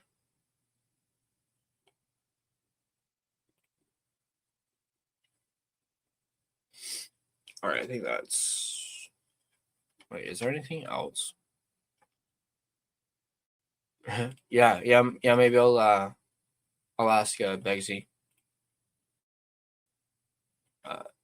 Is there anything else? Or was it just Heronic? Yeah, it's just Heronic. That's it. All right, so we'll get rid of this. We don't need this anymore. Back to here. And actually, you know what? I couldn't understand Foote. His nose was in the way. Oh, Stevie. Oh, yes. Yeah, I honestly, whenever he's talking, you can't help but just stare at that freaking nose. Anyway, I'm going to be right back real quick. Give me 1 second, guys. Let me put up something. In the meantime, I'll be real quick. I know. Yeah, I'll be right back. Give me 2 secs.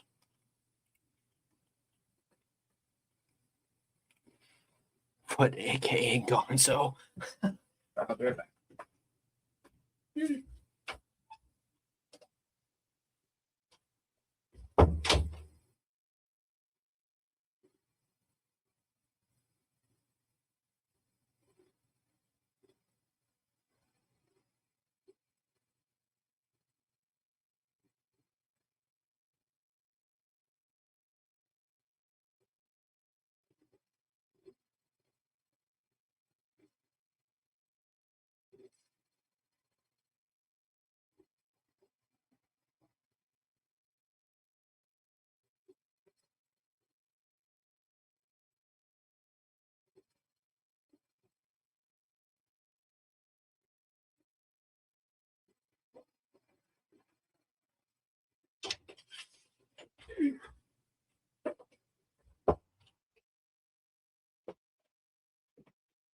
Ugh. All right. Sorry about that, guys. I had to go to the bathroom real quick. All right. So, let's see what else is there. I mean, we're about an hour, 35 minutes into this. Why don't I do my sponsor read?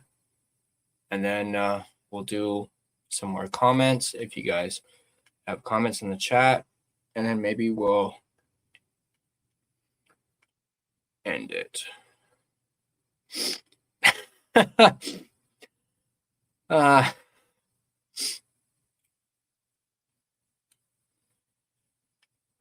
right, let's do the sponsor read, and then I'm going to where is it? All right, let's take a look at the betting odds and lines for well, I guess we'll do tomorrow because most of the games are over.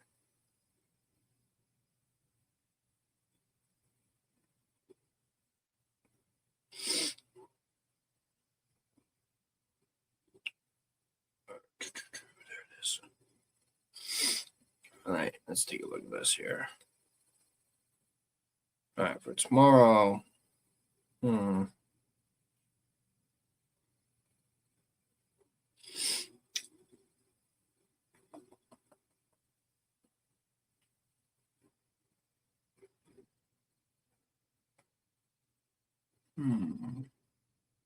going to go with Tampa Bay and Calgary. Tampa Bay are a minus 1.5 and a plus 124 on the puck line. Flames are a plus 1.5 and a minus 148 on the puck line. Lightning are a minus 180 on the money line, and the Calgary Flames are a plus 150 on the money line. Just a quick reminder, these lines and odds are, of course, subject to change. And, of course, as always, please play responsibly. But I want to thank DraftKings Sportsbook for sponsoring this post-game show. And, of course, DraftKings Sportsbook is an official sports betting partner of the NHL. DraftKings Sportsbook, an official sports betting partner of the NHL, is built for the fastest game on ice. With player props and live betting, every shift, every shot, every save gives you options to get in on the game with DraftKings Sportsbook. New customers bet just $5, and if your bet wins, you get $300 in bonus bets instantly. Download the DraftKings Sportsbook app and use code THPN, that's code THPN, to turn $5 into $300 in bonus bets if your bet wins. In partnership with DraftKings, the crown is yours. Gambling problem? Call 1-800-GAMBLER. In New York, call 877-8-HOPE-NY or text HOPE-NY. In Connecticut, call 888-789-7777 or visit ccpg.org. On behalf of Boot Hill Casino in Kansas, wager tax pass-through may apply in Illinois, 21 plus in most states. Void in Ontario, restrictions apply. Bet must win to receive bonus bets, which will expire in 7 days. Minimum odds required. For additional terms and responsible gaming resources, see dkng.co/audio. This is a limited time offer. Copyright 2026 NHL, all rights reserved. This video has been a presentation of both DraftKings Sportsbook as well as the Hockey Podcast Network. Be sure to check out the network for your favorite podcast covering your favorite team at thehockeypodcastnetwork.com, the home of hockey podcasts, where it's every team, everywhere. All right. Tell you what, I'm willing to go for another 20 minutes if needed to get this to 2 hours.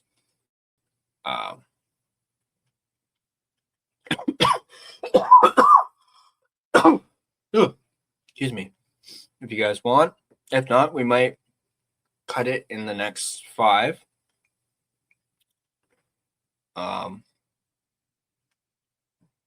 Let's see actually if I can find something we can maybe read. You know what? That's actually a pretty good idea, Rain. Screw it. I'm going to do that. Here, let me find.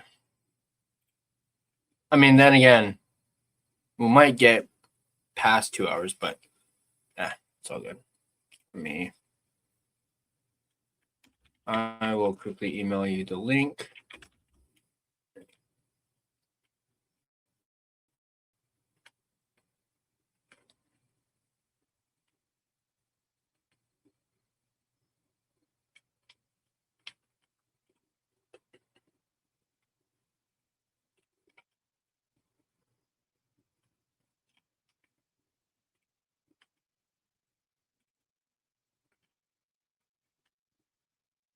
Should I set a timer for like exactly well, it's less than 20 minutes now, but to get to the 2 hour mark, should I actually set a timer for that?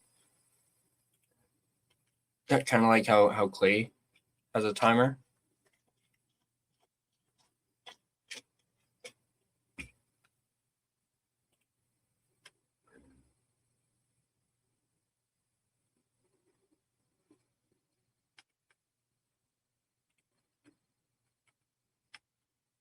All right.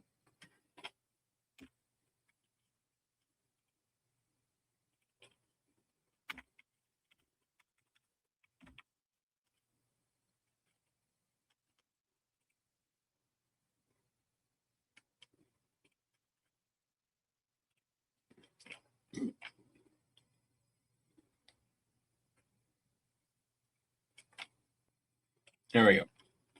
Ooh, excuse me. All right, I just sent you the link, Rain.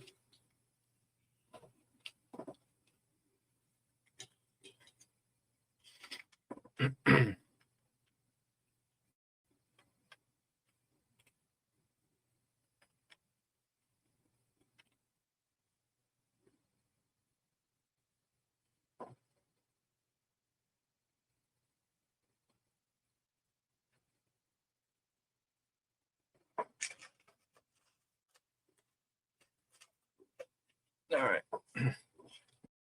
Bring him on.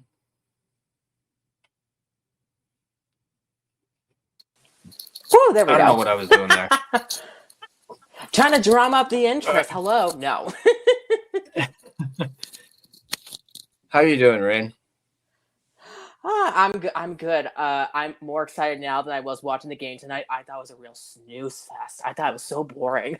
Maybe G will say it was better live, but just watching it on TV, I'm like, this is so boring. I'm glad I wasn't the one who kind of was thinking that too. I was It was boring. Yeah. If you're gonna be a mess like the Canucks are, can you at least be an entertaining mess? Although, given the current pop culture climate we're in right now, maybe you don't want to be that. Anyways. Apparently, Urban says, hopefully Rain doesn't have a lisp. No, I can have a lisp. I can have it sometimes. So. Suffering succotash. Oh, Jesus Christ. You sounded like, oh, crap. Okay. You sounded like Sean Connery. Jesus, Monty Penny. Ooh. You know, as somebody who shares the same birthday as Richard Gere, I'm not sure whether to take that as a compliment or an insult. Anyway, that whole thing just literally reminded me of Sean Connery as how he talked. Monty Penny. Anyway. But yeah, there's your answer, Urban. No, Rain does not have a lisp. I probably can sometimes. Like, I watch back old clips of old appearances I was on. I'm like, oh, that's a lisp, and that's a lisp. Like, ugh. But also, I try not to watch myself because I don't like the way I sound on camera. So, yeah, I'm the same way. When I'm talking on the phone and I can actually hear myself, I'm like, do I really sound like that? Yes, like, and as somebody who gets misgendered on the phone all the time, oh fuck, let me tell you, I have managed to get free parking at hotels in Vancouver for being misgendered, and my friend says to me, he's like, I can't believe you found a benefit to being misgendered. I'm like, oh, it's not. I wouldn't envy it. This is a good one from Stevie. With the way the Ruck Twins played this season, and if their playoffs are even more successful, can we justify picking them with a mini pick and 33rd overall? Yes. Yeah, I think you can justify it. But I asked the question, and maybe this is a question for Dave Hall or Cam Robinson. Why is there such a discrepancy in terms of what their NHL projections are? Like, the one is projected as a middle six, and the other one projected as a fringe NHLer. And so for two guys who are leading the WHL in scoring, why is there such a huge difference for what their ceilings are? Like, that blows my mind. That Mhm. so I don't know what it is. So I'd be very curious. Like That's when you get Dave Hall on, like, can you please ask him that? Like, oh why yeah, does I'll write that down. And be like, that's something I'll definitely because yeah, I'm gonna try and get Dave Hall on hopefully soon because we're gonna try and do a draft one. But yeah, I'll definitely ask him. like what is it? And I mean, listen, I watch a decent amount of WHL hockey. Although I should say I'm not a drafter or prospect expert. I don't claim to do that. But that just seems so odd to me that they have such vastly different ceilings. Mm-hmm. Yeah, definitely. That and that's a very good thing to like point out too. Because I didn't even realize that really. I mean, I don't pay too much attention to the where they are. All Like I know, I've seen the one as low as 60, Mhm. or in the 45 to 60 range. It's like, whoa, okay, Yeah. that's we're getting low there. So, Mhm. But yeah, so this that's is what Stevie says here is kind of how I see. Hopefully, they going about it using the mini pick to get one of them, whoever the higher one is, get that with the mini pick, and then get the other one with the first pick of the second round. yeah. I see the justification for doing that, because at least the one ruck does project to be a first round pick. So I see the Mhm. justification behind it. And let's face it, this is Minnesota. This is gonna be a low Oh, yeah. first round pick, just given where they are in the standings. Like, this is gonna be low no matter how you look at it. Yeah, I think it's gonna be like maybe mid to late 20s for the mini pick. Yeah. Probably between like 20 and 25, I think. And you can easily get the higher ranked one with that pick. Mhm. But I was thinking with Ottawa now getting the 32nd pick, which I still think is bullshit. Oh god. They could very well take the second brother with that 32nd pick. Oh, easily. Right before we do. But I mean, with regarding that Ottawa bullshit, is it any different than when New Jersey with Ilya Kovalchuk back in 2011, whenever that was? Is that any different? Mm-hmm. And I mean, Very true. they got their first round pick back, so it's not exactly that shocking. So True. Stevie says it might be because of positioning, like their position. Because I think one's a center, one's a center, one's a winger, I believe. one's a winger. Yeah. Which I always find kind of loose when it comes to NHL draft rankings, only because the amount of centermen that get drafted that don't actually play as centermen when they get to an NHL kind of annoys me. Like, if you draft them as a centerman, why are you not trying them as a centerman? But very true. Very true. Yeah, Stevie also says, I guarantee if we don't do that, Calgary will snag both right after our picks because they in the second round they have 34th and 35th back to back. Oh. Well, listen, Calgary better not screw this up like Boston did that one year when they went 13, 14, and 15. And can you name those other two players that were drafted in 2015 besides Jake DeBrusk? No, I can only name DeBrusk. It was Jacob Zaboral and Zach Senyshyn, which who and Hall. I was about to say who's that? Who's that? So I mean, if you're Calgary, you better not screw this up. So yeah. I mean, yeah. Urban does say apparently Ottawa fought the penalty because ownership had changed. Yeah, I did hear them mention that. That is a big reason why they fought it is because they had switched the ownership. Yeah. But at the same time, the punishment was already given. Just take it, even though you weren't responsible for it. I mean, yeah. If that's the case, then we shouldn't have been penalized when Luongo retired. In that case. Yeah. So, but anyway, yeah, you're never gonna win regardless.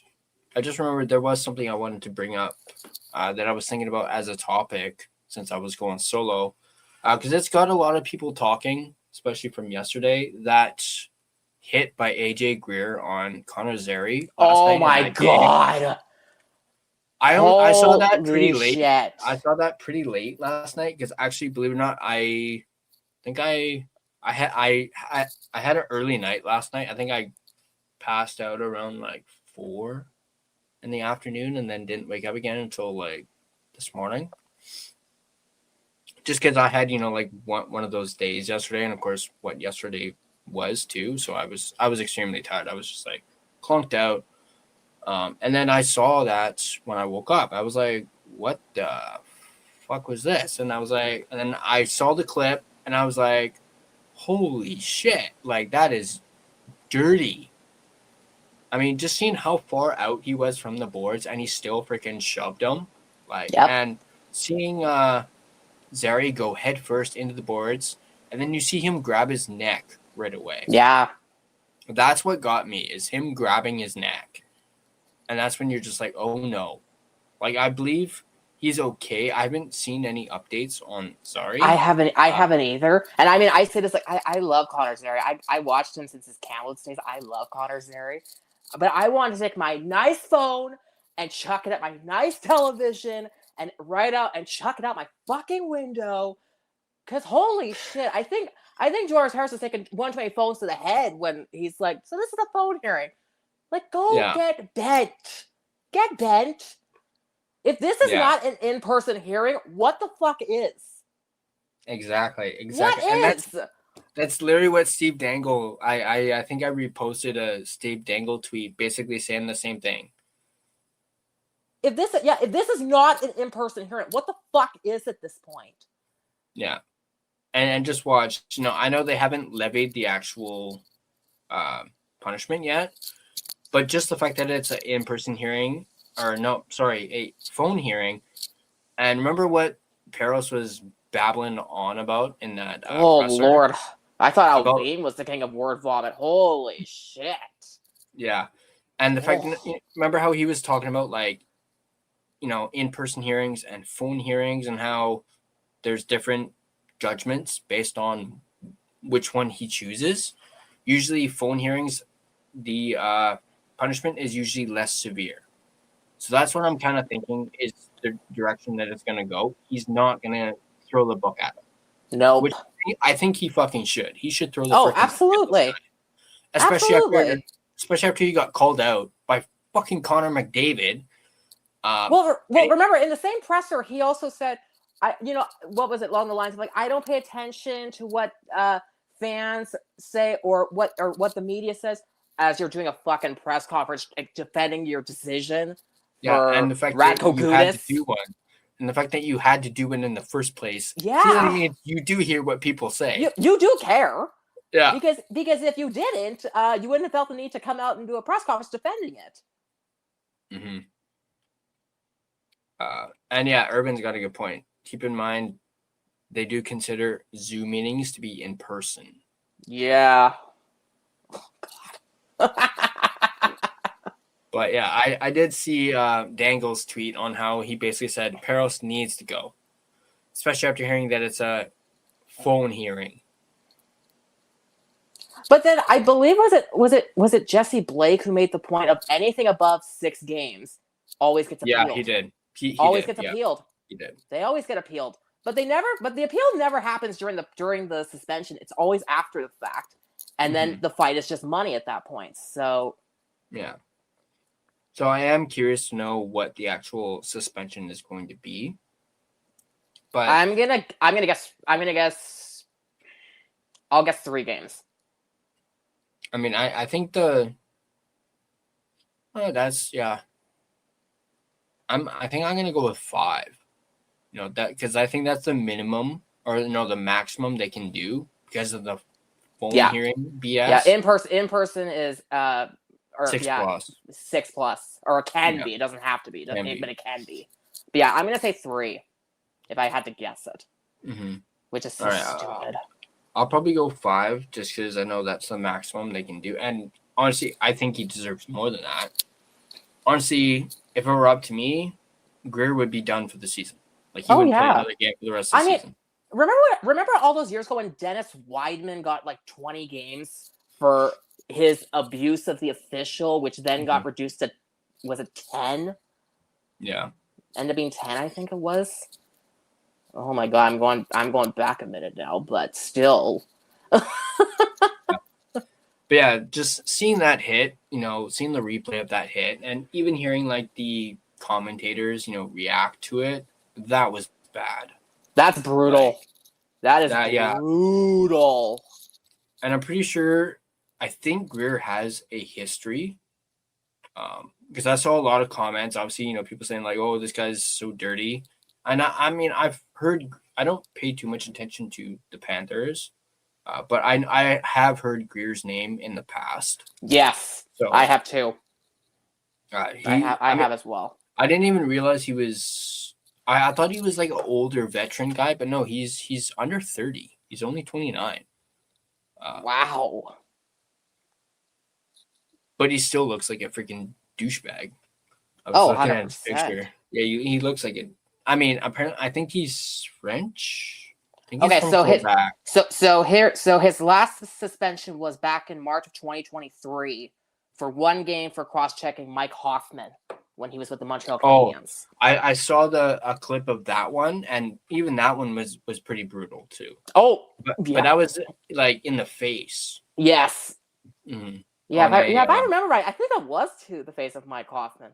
If I remember right. Yeah, because that was on it was on a face-off, and they were kind of shoving each other a little bit, or like hacking at each other, and then he just went whoosh to Hoffman, and Hoffman just grabbed his face right away. Yep. But the fact that he got like what was it? One game for that. One game for basically assaulting somebody with your stick. Yep. Wow.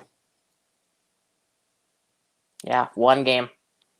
Was that his first like suspension? So that's his only suspension. He's got one fine in the past. But he did get. I'm just reading here. So back in October 2019, when he was with the Colorado Eagles of the American League, he got suspended 6 games for a match in which he accumulated 40 penalty minutes and left the penalty box to fight. Holy! Too bad the AHL that stuff doesn't count towards his NHL stuff. No. Too bad. Woo. But Stevie's got a good point here. If Peros is smart, he should make an example out of that cheap hit. Definitely. The problem is we're too late though. We're too late though for that. Yeah. We're too Very late true. though. He already messed that up with Radko Gudas and Austin Matthews. Like really, ever since Brendan Shanahan left and George Peros took over, like even when George Peros was announced as who was taking over, there was a reaction of, really? You're getting an enforcer to do it? Why? Like what? Yeah.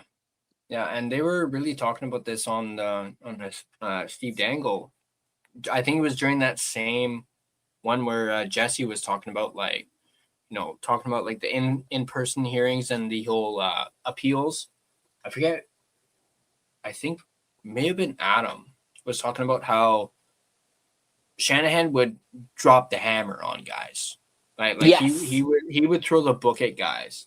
I mean, if you imagine if Shanahan was still the head of the department and the whole Radko Gudas thing, he would have thrown the book at Gudas. Oh, 100%. He'd throw the book at Greer. Like, your fan base might not like when your player's getting suspended, but everybody else would be like, you know what? Justifiable or agree. Like, there's not one that really stands out in the Shanahan era where you think, okay, that was egregiously wrong. Like, there's not one that immediately stands out. I'm sure there are outliers, but there's not one that immediately stands out. But this is now twice now within days.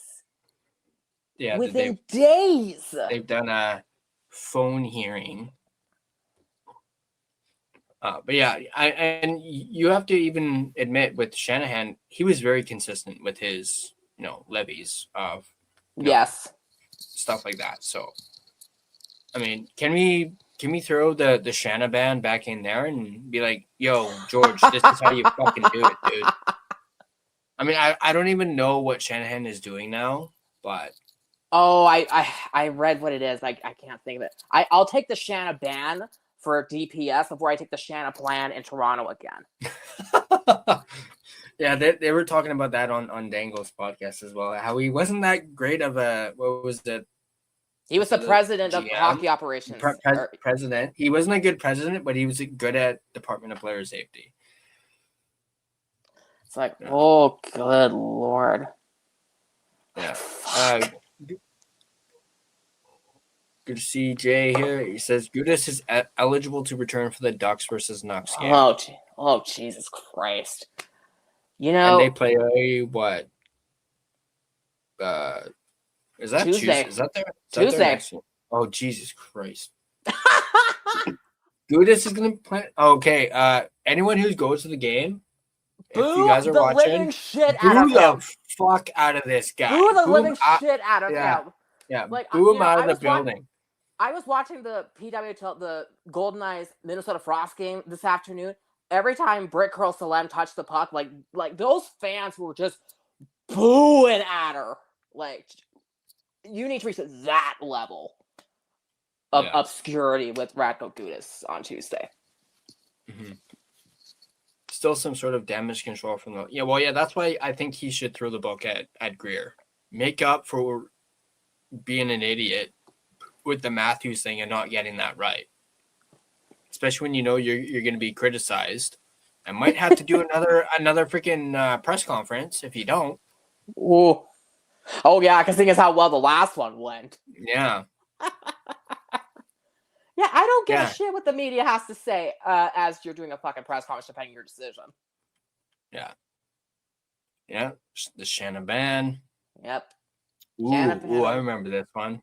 Rafi Torres 20-game suspension that spanned across seasons. I remember Yep. this one. Or the 41 game suspension for kneeing Jakob Silverberg. What's the 20-game one? That was the Marian Hossa one, I think. Yeah, I think so. I believe that was the playoffs of 2012. I think that was 2012, somewhere that era. But I know the last one was 41 for kneeing Jakob Silverberg. Mm-hmm. Oh man, I miss Rafi Torres when he played for us.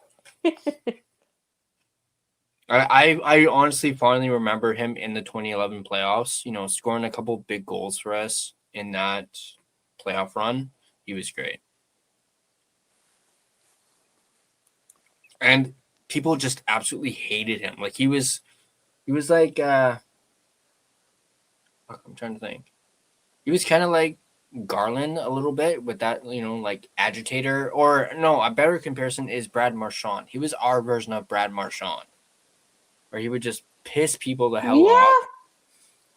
Not to the extent that Marchand would do. Like he wouldn't do the same antics, but I think you can more so compare him to Matt Cook. Yeah, okay, Matt Cook's probably the best one to compare him to. I just thought of that, yeah. And hey, I've also said on this channel, I loved Matt Cook. I loved him. I thought he was great. You know, had that, you know, little, you know, toothless grin. I would have been real young at that point. This is going back to like the 90s with Matt Cook. Yeah, I'm a late 90s, so I would have been real young for that. Yeah. Yeah, we would all call him the Cookie Monster. Oh Jesus. Jay says I was supposed to go to today's Golden Eyes game, but I slept in too late. Don't you just hate it when that happens? I know I do that here and there. I go to the Golden Eyes game on the 21st of April against the Montreal Victoires. So, ooh, that should be a good one. We'll see how that goes. See, Marie-Philippe Poulin. Yep. Nice. Yeah, I've been meaning to go to a game, but I just haven't gotten around to it. Maybe I'll try and. I mean, they look like they're so much fun. I mean, they can't score to save their lives, but that building looks so exciting every night. Yeah. I might try and go to one before the end of the season, as it doesn't look like I'm going to be able to get out to an Abbey game just because they only have 3 home games left. Yeah. So. I go to fan night for the Canucks on the 14th, so that's my next Canuck one. So, but that ticket was cheap though. So. Yeah, I'm not sure when the next Canucks game I'm going to go to. I'm going to hopefully try and go to at least one more before the end of the season. What's the Golden Eyes record? I think they're second last in the PWHL, and they lost again today. But they have the 3-point system, which is what I much prefer. I much prefer the 3-point system. Yeah, I think Jay's got it here. Says, is this So there, right? so it's 6 wins, 1 overtime win, 4 overtime losses, and then 10 losses. Oh, so that's how they do. Oh, Yeah. yeah, that's different the way Yeah. they do it, because it looks like, because if you, without knowing that, you look at that and you're like, Yeah. oh, they're actually decent. Yeah, They got, yeah, no, because they do the wins on the first 2 calls are the wins, and then the last 2 are the overtime and the losses. So, but they have the 3-point system, which is what I much prefer. I personally prefer that because one of the things I don't like with the NHL's point system is I think it gives a lot of bubble teams false hope that they're actually a playoff team when really, in reality, they're nowhere close to it. So I think if you have a 3-point system, it gives you a much. If you do the 3-win for regulation, it gives you a much more realistic idea of where you actually are in terms of a team. So very fair, very fair. Shan fan appreciation night. Oh boy. Yeah, so it says the Golden Knights are 10 points out. Yeah. It's better than the Canucks. Well, yeah, definitely better. I had to think about that for a quick second. I was like, Canucks are 11 points from 31st, so yeah, definitely better than the Canucks. I had a mishap there. Sorry. Oh my god. Oh boy, that's never gonna get old, is it? No. Now watch. I'm gonna be doing this for days now, and probably gonna piss my wife the fuck off. Oh, thank God! Not that I don't already do that on a daily basis. Well, hey, she chose you, so I don't feel too sorry for her. Very true. Very true. Very true. And she tells me that all the time. You know, like, fuck, what was it? She was, you know, she'll be like, you know, like, just as an example, she'll be like, we'll probably go. I mean, I don't mind going another 10 minutes or so because this is a lot of fun. But, you know, every now and then I'll be like, or she'll be like, you ugly. And I'll be like, well, you married this ugly. And then her response, well, I can also divorce it like that. And that's when I have no response to that at all. I'm just like, oh, okay, you win. I have one too I can relate to, but I can't tell it on camera. I can't tell. But no, actually, I was just at my coworker's baby shower, and her man had been wanting to like have a kid for so long, and then finally boom happened, and she's like, oh my god, I can't wait to pop this thing out. And I said to her, you do realize the first fight you're gonna have after that kid comes out is gonna be, you made me do this. Yeah, I expect that to happen once if her and I have kids. Yeah, she's gonna be like, "You did this to me," or takes no, two to sweetheart. Takes 2 to tango. Let me rephrase that. You did this to me. And that's sweetheart, it takes 2 to tango. And that's when I'll be like, sorry. Or I'll be like, sorry. But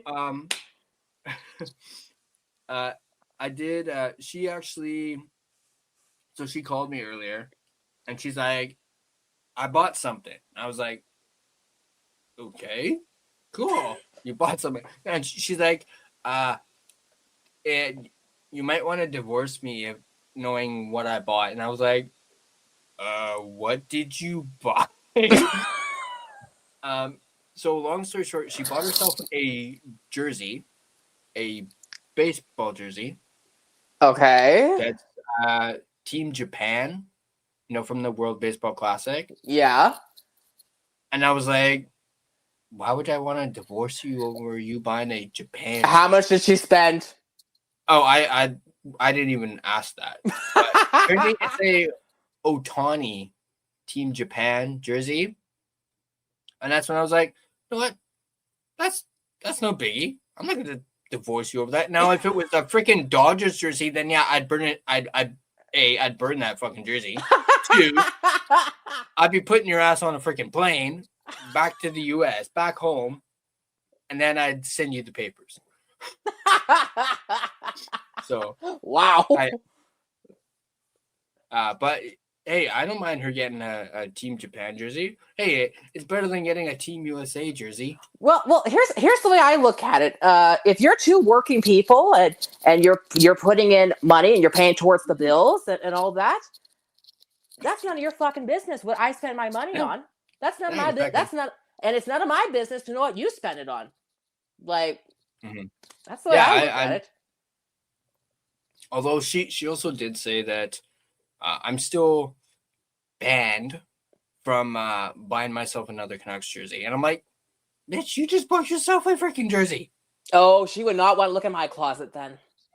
Oh no, she's still holding me to buying her a Flyers jersey. I'm like, I'm not spending money on that garbage.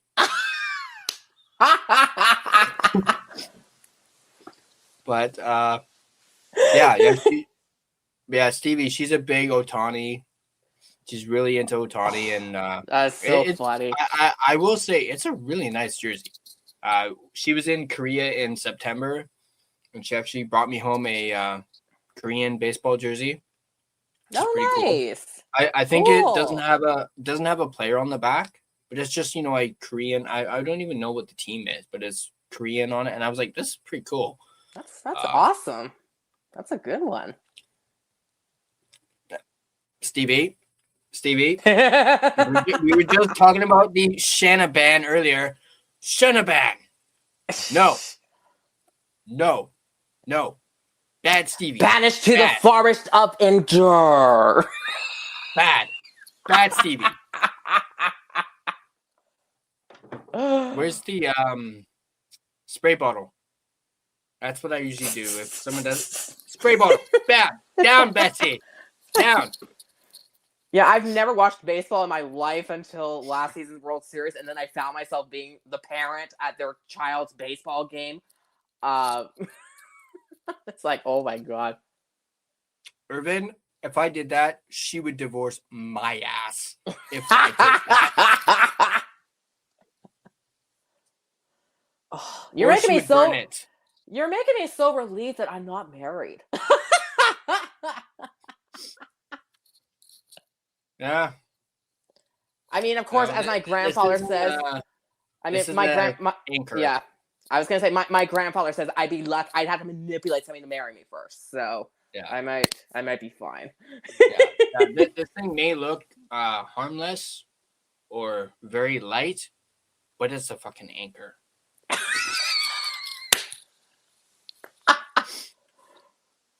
Woo! Just watch. This is probably gonna be like the one post game she actually fucking watches.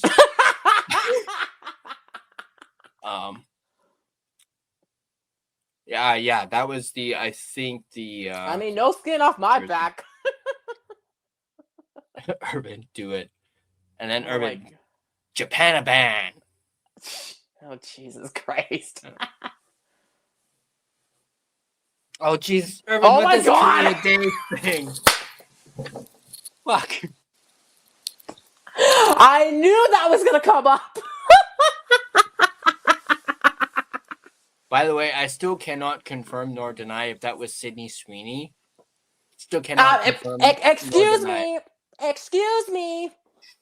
One of my post-game shows I was on, you did do a double take on a Sydney Sweeney pick. So excuse me. Oh. And you were vashmatized. So. I mean, it's fucking Sydney Sweeney. And apparently, can you tell I'm not a celebrity? Yeah, apparently, she's single. Oh, she's not with Scooter Braun anymore? No, apparently they broke up. Oh, so God. It's like, if there's ever a zombie apocalypse, I have to die in the first wave because I am full of useless fucking information.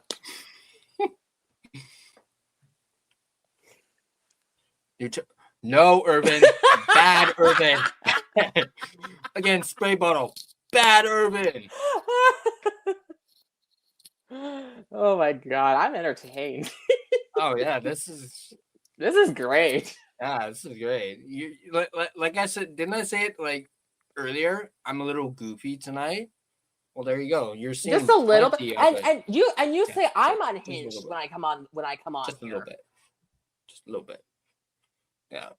I mean, I am missing a couple sensitivity chips, so I guess I can't argue that.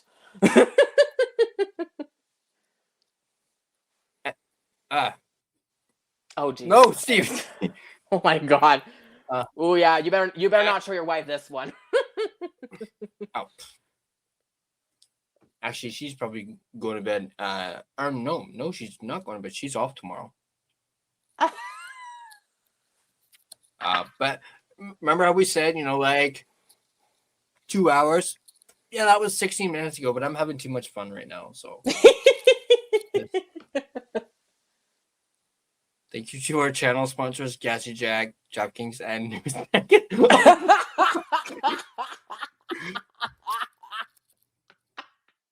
Woof. Isildur, good to see you outdoors with yes, Thai cat. Is that what that is?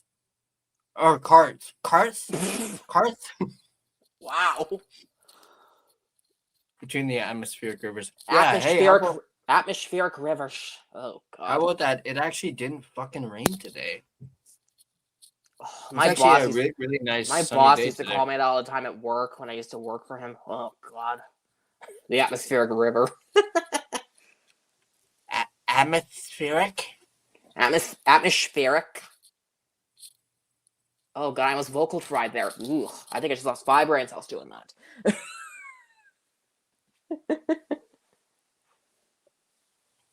Oh, food carts.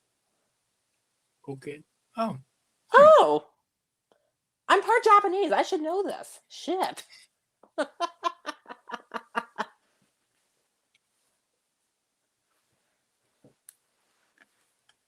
Oh. Fuck, man, that Korea days thing. Fuck. Irvin's not gonna let that go. You mean just like how he's not gonna let Gerald go with the Raining Men clip from.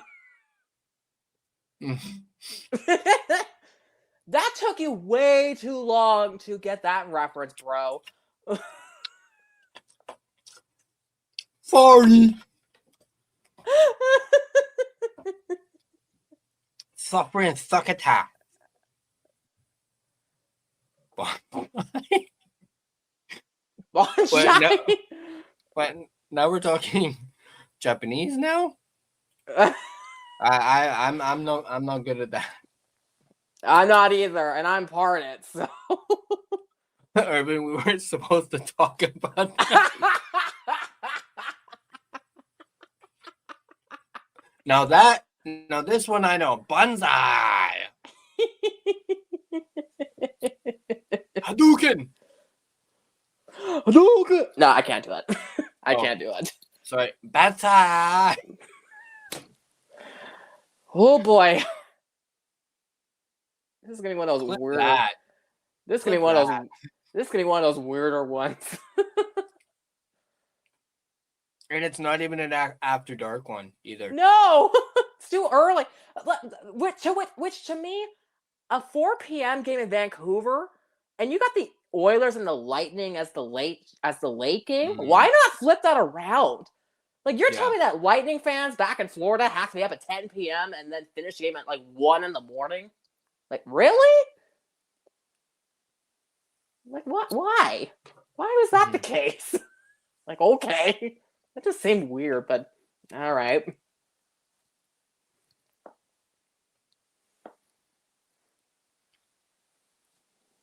Dim sum?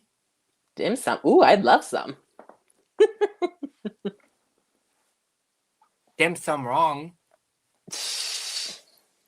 I don't know. I don't know what I was doing there. You can in Richmond at the 24-hour 24-hour cafeteria in Richmond? Huh. I'm not from the coast, so I would have any idea.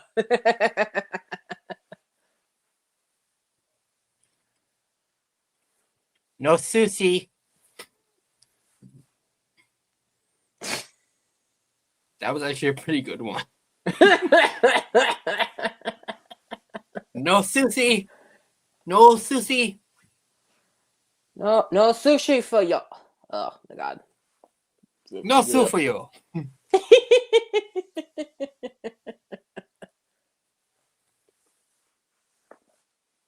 Just watch. Someone who actually has a freaking lisp is probably actually watching. Oh, I went to school with a guy who did, and yeah, they let him hear about it. No sushi for sushi. Oh Jesus. Oh geez, Urban. Carson. Oh wow. That took me Carson way sushi. too long to figure that out. Wow. Oh my god, I felt real fucking stupid. Here, let's see if I can say this. Susie brought the boom. Look it up. That dude took. Oh no, I can't. Yeah, I can't either. I can't either. Yeah, Urban. If you want to message me that, definitely would again help me with having to do this manually before every video or stream. Not that I'm complaining about you guys subscribing, because I'm not. By the way, I just had to check to see if somebody did. Clip it. Math Tathan. Mass Sasson. Tathan. Sasson. Can't really do the ho with list. Ho. No, I can't do it. No, this doesn't work. It doesn't work with the accent goût. Doesn't work like that. Oh, it was against Washington in the second game with the Isles. Oh. Okay. Vietnamese cuisine sasson. You know, that sounded like a French guy with a lisp. The only thing that's missing is like the cigarette. Being like, I have lived.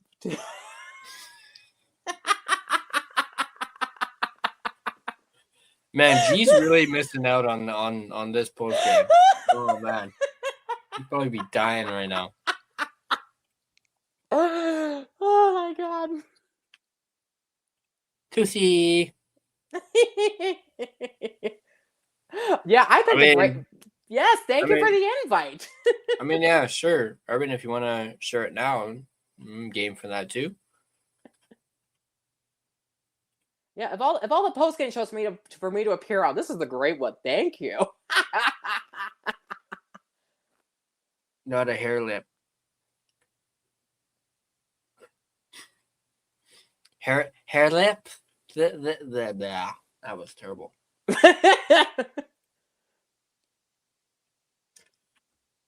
Stevie, spark it up. Spark it up. Fuck. Okay. I think I'm doing it a little too much. I'm losing my list.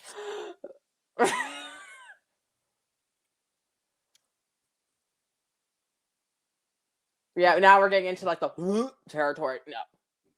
Yeah.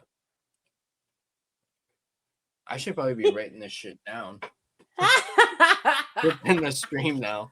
I mean, I know you can probably message it to me too, but I should be writing this shit down.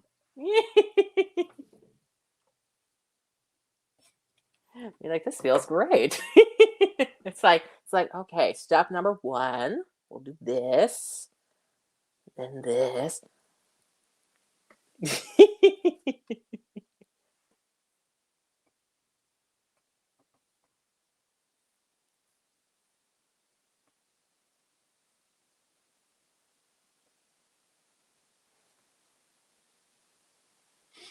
It's like, wait, don't type too fast. I gotta write all this down. I mean, he's only put two things on. Maybe Oh.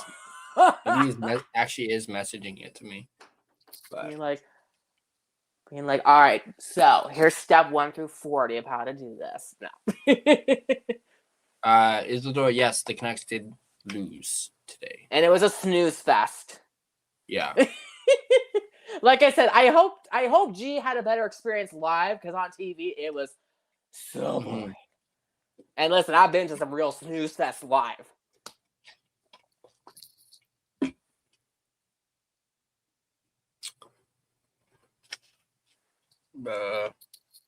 Like, I'm just glad the game I was at the beginning of the month, I'm glad that wasn't a snooze fest, but then again, I was a little distracted, so.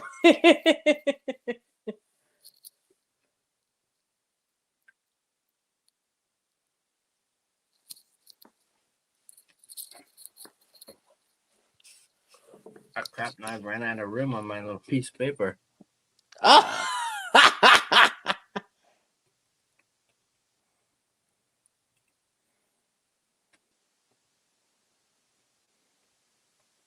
Oh, well, step number 4 is going to be up at the top.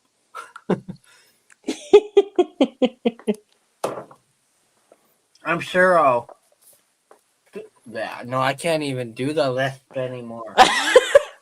Yeah, you sound like your tongue is going to escape your mouth in the next 5 minutes if you keep trying it. Which, incidentally, my tongue does every time I word vomit, so... Where's Swanett? Oh, Lord, yeah, no, that didn't work. No, I was talking about my wife earlier. You know, if she does end up seeing this, she's probably going to be really pissed off.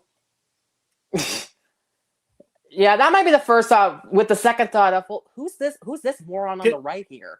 He's going to be pissed off. Pissed off. Honestly, I hate to even say this, but and I can't even remember where I even got it from, but whenever, you know, I'm watching TV and I see a commercial or something that talks about, you know, pesto, you know, like the spread. Yeah. Every time I see it, I use a lisp and I'm like, Pip-doo! I don't remember where I got it. Oh my God. Do you know what that voice reminds me of, the way you said that? That reminds me of the way that Peanut would say it from Jeff Dunham, like the ventriloquist. I think that may have been where I got it. Same thing with the picked up. Oh yeah, that's definitely where that one is. No. And I said with my name. I remember telling my coworkers this at work one time, and I got everybody dying of laughter. So one of my previous jobs I used to do clinical work for a private medical firm. And one of the doctors, when I first met her, because I have 2 N's at the end of my name, but she would pronounce my name as Rain. I didn't pronounce both N's. And it's just like, and it was just like Jeff Papa. Too many consonants wasted. J-E-F is Jeff, but it's Jeff Papa. And it's always a guy's name that you have that. Like, you have a Jeff Papa or a Scott Tata or a Glenn Nana. Like, you never hear a woman saying, like, you would never hear Elizabeth. Like, you would never hear that. I'm glad we were talking about Jeff Dunham, because I absolutely freaking love Jeff Dunham. I actually got to see him live when he was here in Vancouver. I think it was the last time he was in Vancouver. I like his older stuff. His newer stuff, I don't love it. It's a little too political for me. But his older stuff, oh my God. Yeah, like his what was it? Arguing with Myself special that he had on Netflix. Yeah, he has some good stuff. My personal favorite is Peanut. I love Peanut because I also feel like I'm kind of him in a sense. Walter's a good one. Oh, Walter and Marriage. Woo. Oh geez. Oh yeah, that's like marriage goals right there. Yeah. Is Walter. Yeah, foreplay at our age. Yeah, that's come down to hey, wake up. I know my wife absolutely hated Sweet Daddy D, although I thought he was hilarious. Sweet Daddy D. Oh, okay. I have to With think about that the for a upper second. lip thing. I Yeah. can't do that. The upper lip thing going. Or Jose Jalapeno on a stick. Yeah. Well, he's usually in tandem with Peanut. Usually Yep. they have those duo. Yep. And I remember they had Melvin the superhero a while back. That's a weird one. Yeah. I think he only had him for like one special though. Yeah. They only had Melvin for one special, and but I do remember him going like, like I think it was something to do with his costume. He's like, "What's the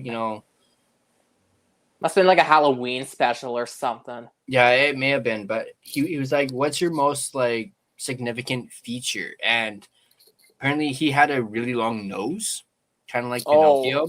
So he freaking turns to him, and you can see his nose kind of shoot out, and he's just like, "My costume." When you can clearly see his nose like pointed out, and then he says his you know how like Batman has the bat signal? His signal is like a big nose in the sky. Oh, well. I mean, to be fair, Peanut said that with his signal is the Nutterang. So. Mm-hmm. Oh yeah, I remember that. Yeah, I think when I went to that Jeff Dunham and he was here in town, I actually got a Peanut bobblehead that has a little button on it that speaks. It says, his little phrases. I really would like to know what happened to that thing, because I would put that on my desk. Like, 100%. You have to now. Yeah. Now you gotta find it. Exactly. Yeah. Now you gotta Although find this was a really long time ago, but yeah, and he literally did the whole Jaffa. Yeah. Dunham. Am I pissing you off, Papa? Oh yeah. Yeah. He oh man. Dude, you need a TikTok.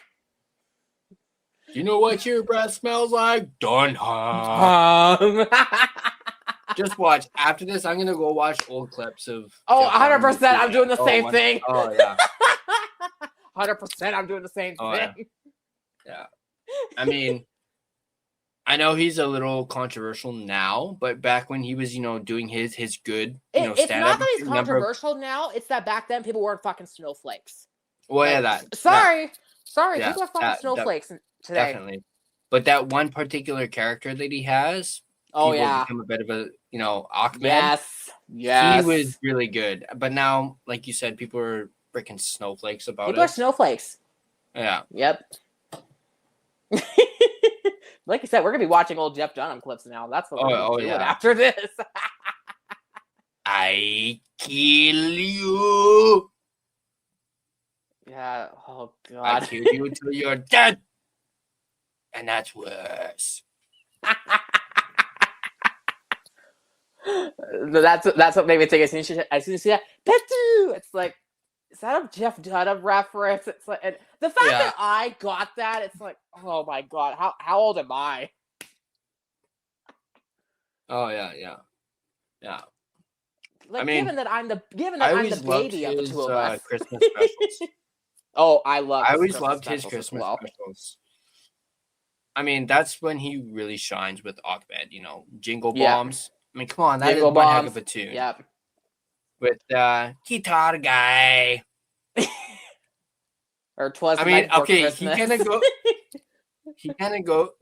he goes a little overboard with the Jingle Bombs thing. With the when he has like Guitar Guy on, and when he does the Arab little tune with the guitar, that's when I'm like, okay, whoa. We're going a little too far here. Yeah, we're going a little too far with that. And then he gets back into the Jingle Bombs. He must dread that show every year. It's like, oh fuck, what are they gonna say this year? Oh boy. Yeah. I do have to give him props though for being able to come up with stuff and not, being stale with his oh yeah. I mean, I haven't watched him in a really long time, but I also know he also has a legit Batmobile in his collection. Like he has the actual car and he can drive it Wow. around. Damn. I think he's actually driven it around like LA or something. Like the old Woo. like 89 Batmobile, like that style. Yeah. He actually owns one of those, and I think that's really Fuck. cool. So, but apparently you can't even see outside of the windshield at all. So I mean, cars nowadays, they're so tinted now with their windows, so it's hard to see anyways out the window. yeah, definitely. Oh, and I just totally forgot. One of the other ones, this is another one that my wife does not like, but I absolutely love. I'm learning a lot today. God, I just had it and it just slipped my mind. Oh, yeah. Whoopsie. You know, we were doing the whole lisp thing, although well, I guess he kind of maybe has a bit of a lisp. I don't know. But Bubba J. Oh. The white trash. Yeah. There's probably a good reason why my wife does not like that one, because white trash. Mm-hmm. Yeah. And him and marriage. Oh boy. Oh, Bubba J. Oh yeah. Woo! Full on like Southern, like he goes full on with the Southern thing. Yeah. How'd you meet your wife? Ancestry.com. It's like Ancestry.com. Yeah. Where'd you meet your wife? A family reunion. One thing I cracks me up, and I can't even believe I'm gonna be seeing this on the stream too, is that one line where he's like, he went and got a tattoo. Oh yeah. You know which one I'm talking about. Yes, I do. But like, he basically, for those uninitiated, he said he went and got a tattoo on something that'll grow. And then out of the blue, I think he's talking about, her curlers. By the way, he's talking about his cousin in this thing. Yes. And then he's like, "Oh, my tattoo's growing." Which I mean, in his case, would be going from a quarter inch to a half an inch. So. And then, of course, he's a big NASCAR guy. He's really into NASCAR, and beer. Yeah.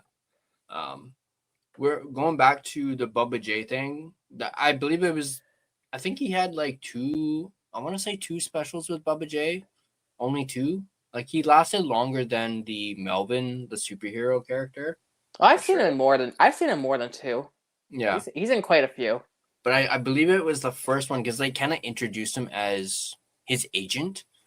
Yeah, he's not in his extremely early stuff. Yeah.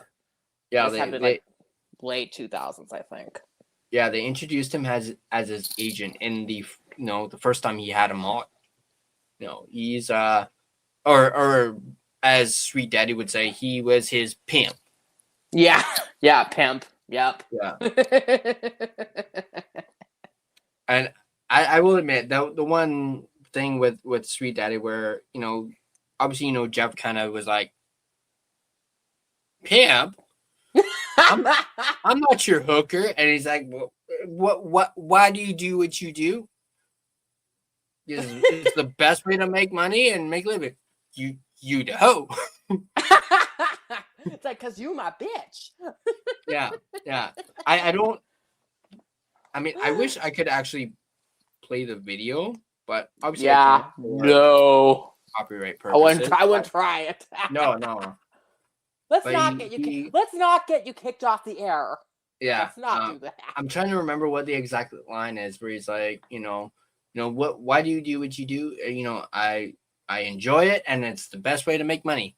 You the hoe. You a hoe. And then he goes, the hoe.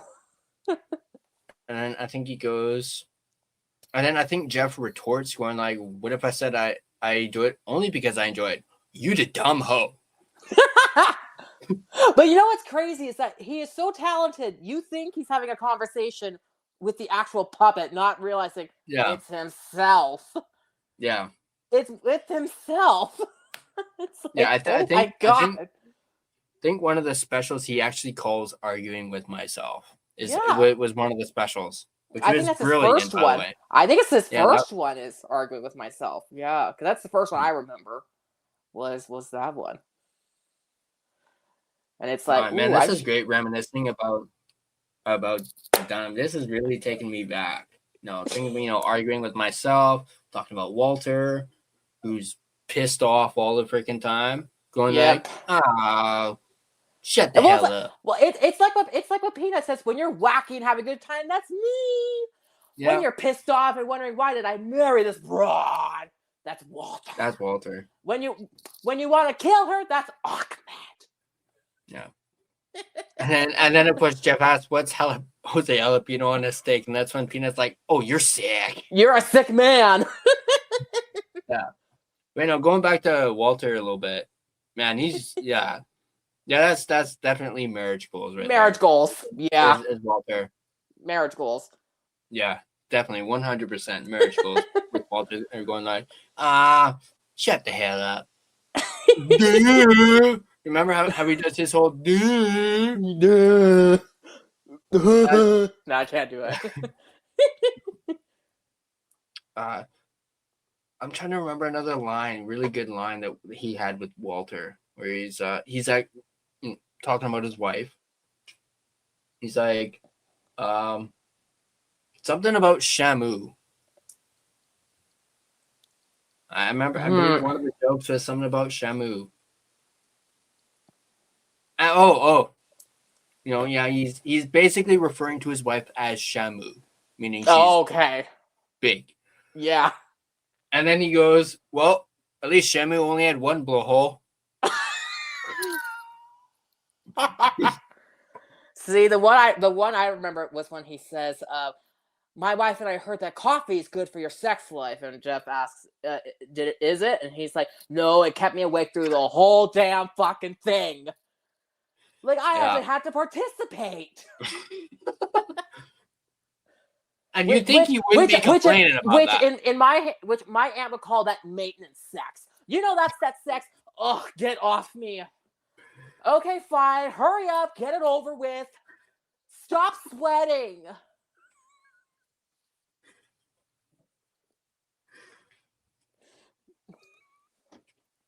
Oh, yeah, him talking about Thanks like for having foreplay. me. Yeah. him talking about like foreplay. Get off. I can't see the Weather Channel. Oh, man. Look at that. People aren't even going to have to go watch this stuff because no. Let's face it, we do a better job of it anyway. No, I'm kidding. Don't clip that. Who can forget him saying his house is haunted? Why? My wife is there. I can relate. I can relate to that. Oh my God. Or happy holidays. Screw you. It's Merry Christmas. Yeah. And then the whole keeping on that whole, house is haunted, going like, Walter, talked about, him having a phone conversation with his wife and him saying, yep, hung up on her. And he's like, she called me right back, said, did you hang up on me? And I was like, I don't know. It sounds something like this. Click. Yeah. And then, Jeff, I don't know why Jeff even asked this. He's like, was she mad? And Walter's like, oh, I felt a disturbance in the force. Oh, yeah, my mind went there. Whoops. Sorry. Sorry. I bet she was really pissed off. Oh, that doesn't even come from Lisp. That comes from, I think Peanut's making a joke about blind people. Or no. The lazy no. eye. Lazy eye. Yeah, Yeah, that's what well, that is. like- It's lazy eye. Be like, And am I having a this way? hair Am I lift. this way? Having a hair lift. Yeah. Yeah. Am I When this if way? they had a- This way. I bet you they're really gonna be picked up. Yeah, him Oh my talking God. about they brought a bunch of deaf people to see the ventriloquist, and then he's Ventriloquist. like Yeah. going like this. Yeah. Like, fuck, I'm really Can you gonna imagine that hair lift and it's lazy? Oh my God. Focus, you moron! Anyway, I do want to answer this. Sorry, guys. You guys think we dodged a bit of a bullet by getting JT Miller out when we did? I mean, he was never going to be a Canuck long term anyways, so it wouldn't matter when they did it. I mean, I did see someone, I think it may have been an article talking about this thing, but I mean, it's interesting. again, I think everybody calls the trade a lose-lose. I don't know if I view it that way because, yeah, like, I'm trying to, let's see, how do I say this? That's what I'm trying to think of the right way to word this. I think it was one of those ones where the Raiders may have buyer's remorse. I think that might be more what it is. But I think the reason that the Canucks don't view it that way is because I don't think they have regrets about doing it.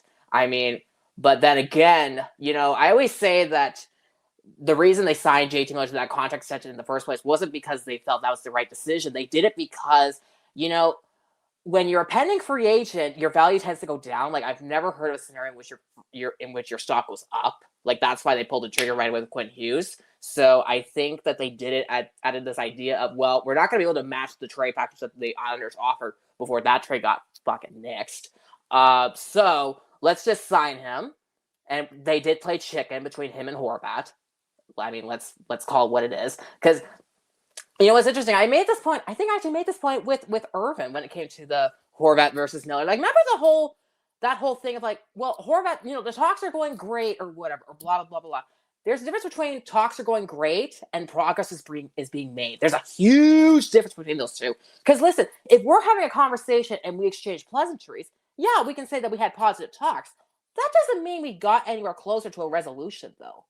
And we know that because the Miller talks, all within 3 days, it went from talks are going nowhere to an extension got done, all within 3 days.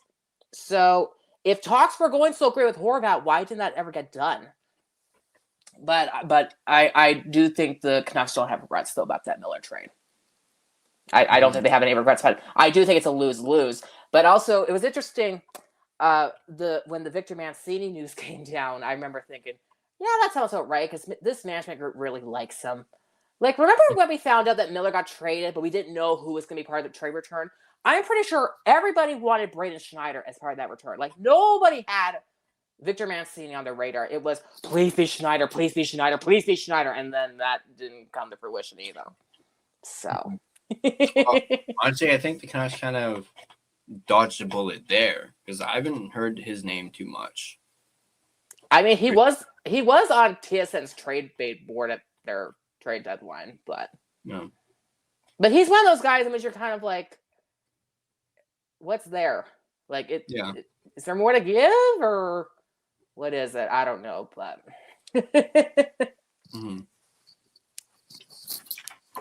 Very true. Very true. Yeah, look at that, guys. We actually got it back into some Canucks /hockey stuff. Yeah. Thanks, Irvin. Yeah. Thanks for putting us back on topic almost 20 minutes ago. Bob Newhart, Harvey Korman, Carol Burnett, Dorf did all sports. Blues Brothers would be my group. I do know National Lampoon. I know National. Oh, I don't know this one. I don't know that one. We know 911. Yeah, I know that one too. Yeah, can we tell that I'm the baby of the group? People want Keandre. Yeah, Keandre Miller. Yeah. I don't remember Miller as much as Schneider. I remember like Brandon Schneider was like. Yeah, I know the Canucks really wanted him at one point. Yeah. You know what's interesting? Kadri Miller was one of those defensemen where you kind of look at him and go, yeah, you're not a number one. Well, you're not a number one defenseman. And it was interesting when you did the article about the one defenseman who they made the comparison to Jacob Chikrin. I remember thinking, well, Chikrin's not a number one defenseman. In my opinion, he's not. I don't think he is. Like, I think he's a 2, or like a 2-3, but I think he kind of needs that number one partner. Like, there's certain defensemen which I look at and go, you're a number one on your team, but you're not a number one. Like, I could name a bunch of defensemen before I take you. Like, Morgan Rielly in Toronto being one of them. I don't think he's a number one. I never thought he was number one. Rasmus Anderson when he was in Calgary, I never thought he was number one either. I think Chikrin's the same thing. I think he's a great 2-3, but he's not a 1, though. My personal opinion, I don't think he is.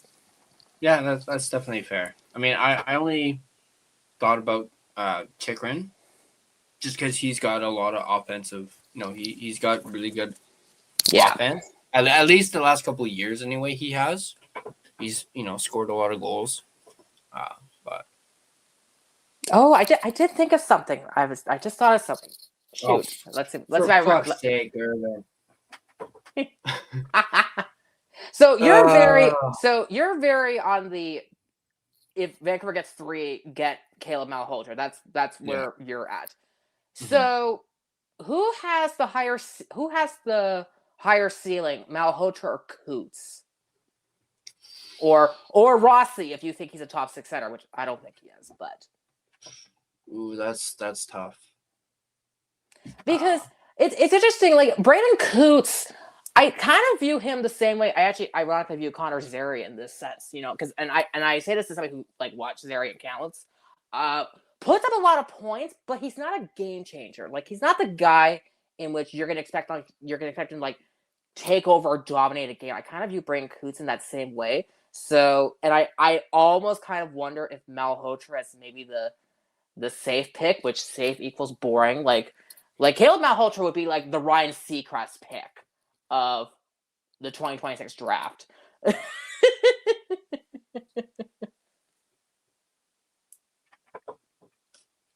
Yeah, but yeah, no, I'm definitely leaning Malhotra just because. But like I said, we need a defenseman. I don't think we need a defenseman. Not a right hand shot. Not this year. Yeah, not this year. Not a right hand shot. No. Not a right hand shot. Defenseman next year. Get Dupont next year. Yeah. Oh yeah, I've watched him in Everett. Holy shit, is he good? Damn. Yeah. Yeah. So but yeah, I do wonder though that if Manny Malhotra were not the coach of the Avalanche Canucks, would there be all this pressure to take him at 3? Like I do wonder if he wasn't the coach, it's like I don't think we would care as much if it was Malhotra at 3. Like if he's the third best player, sure, yeah. Mm-hmm. I don't know if he necessarily is though, but I do think that because his dad is the coach of the Avalanche Canucks and he's the one who a lot of Canuck Nation wants as the head coach, which I don't know if it's so much I'm not on that bandwagon, but I kind of view it in this sense. I kind of view the higher, like, let's play this out for a second. Adam Foote gets hired, they bring on Manny Malhotra. I view him the same way as a dog chasing a car. What happens if you actually get it? So you bring in Manny Malhotra as the head coach. Now what? What's the goal? What's the expectation? Especially when you consider we've heard conflicting messages on what they want, on what the expectation is for next year. One second it's a rebuild, the next second it's they want to make the playoffs, or in the next breath. Like we've heard both sides of this for what the expectation is for next season. And I do wonder how long that leash will be with Manny Malhotra. And then the other question I do wonder is, I wonder if in the long term, if it's going to be beneficial to Manny Malhotra, because the best case scenario I think for Manny would be the Marty St. Louis route in Montreal. That would be the best case scenario. But I do wonder how long that leash will be with Malhotra if he does become the coach of the Canucks. So, or how long that honeymoon phase will be. Irvin says he's not sold on our 4 young defensemen, and then he also follows that up with a question for you. Which one of Bouillon, Valander, DPD, and Mantini are true stud number 1 defense? Number one, none. Not today. None of those 4. Well, yeah, definitely not today. I think today. I could maybe see Bouillon. Maybe. I think Bouillon's a 2. The fact that we're not like a hell yes on it, I think that should really be saying something. But like in terms of like a true number 1, I don't view any of them. I think Bouillon Willander would be a great second pair. I think they're a great second pair, but not a number 1 though. In my opinion, I don't think so. That's fair. Just because I know when he first came over, a lot of people were talking about, I can't remember exactly. I think some people were like maybe comparing him to Quinn a little bit. I've seen more Lane Hudson or the Lane Hudson comparison. But I think though, Bouillon I think could be very similar to the way Bo Horvat went. Remember how long it took Bo Horvat to shake off the baggage of being traded for the franchise goalie in Corey Schneider? Remember how long that took? I kind of wonder with Bouillon how that's going to go. Because let's face it, he is the biggest corner piece of the Quinn Hughes trade. Like that, like he is the big piece of that. So I wonder how long it's going to be before he can shake off that title, especially considering if Quinn Hughes does stick around long-term in Minnesota, which, they're going to do everything they can to try and get him to stick around. Mm-hmm. Justin, our young D-man is all right, but nothing to write home about. I would still rather have a top-end Veerhoff than a Malhotra. They can always let See, the fact that the Canucks have also said they like Veerhoff, I think that also says something, too. Because remember last year, when everybody thought that they were going to trade the 15th overall pick, they also admitted that the only player they talked to was Brayden Coots. So the fact that they've already admitted that they like Keaton Veerhoff, I think that should also be saying something. And actually, I agree with the last part that Justin says, which is move Hronek. Not so much that I agree that they should do it, but I do wonder if eventually that's the route it's going to go down. Because, I always go back to your first impression is often hard to shake off. And the fact that the Hronek trade wasn't viewed in the most positive of light, I think should really say something. And it's not that Hronek's a bad player. It's just that, this was a trade in which you trade a first round pick for a guy who, did have some attitude problems in the sense of wasn't happy with his role in Detroit at one point, like that was reported when he was out there. And also Detroit, they had Moritz Seider, they had to sign, so they had cap issues in that sense. And then also the fact that Vancouver had no business trading a first round pick in that trade. Like it was quite an expensive price to pay at that time. So yeah, definitely. Yeah, Justin sees Bouillon as maybe a good number 2 or solid top. Yeah, that's where I have him. Like Bouillon, I think, 12th. I think he was 12th. Like, so not a top 10 pick. So not that means much in today's current climate, but I think though the fact that Minnesota was willing to part with him, I think that should say something.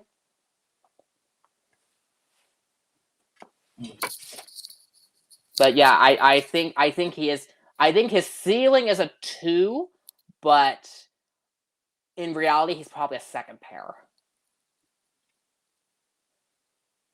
So I agree with that. I see where that's going.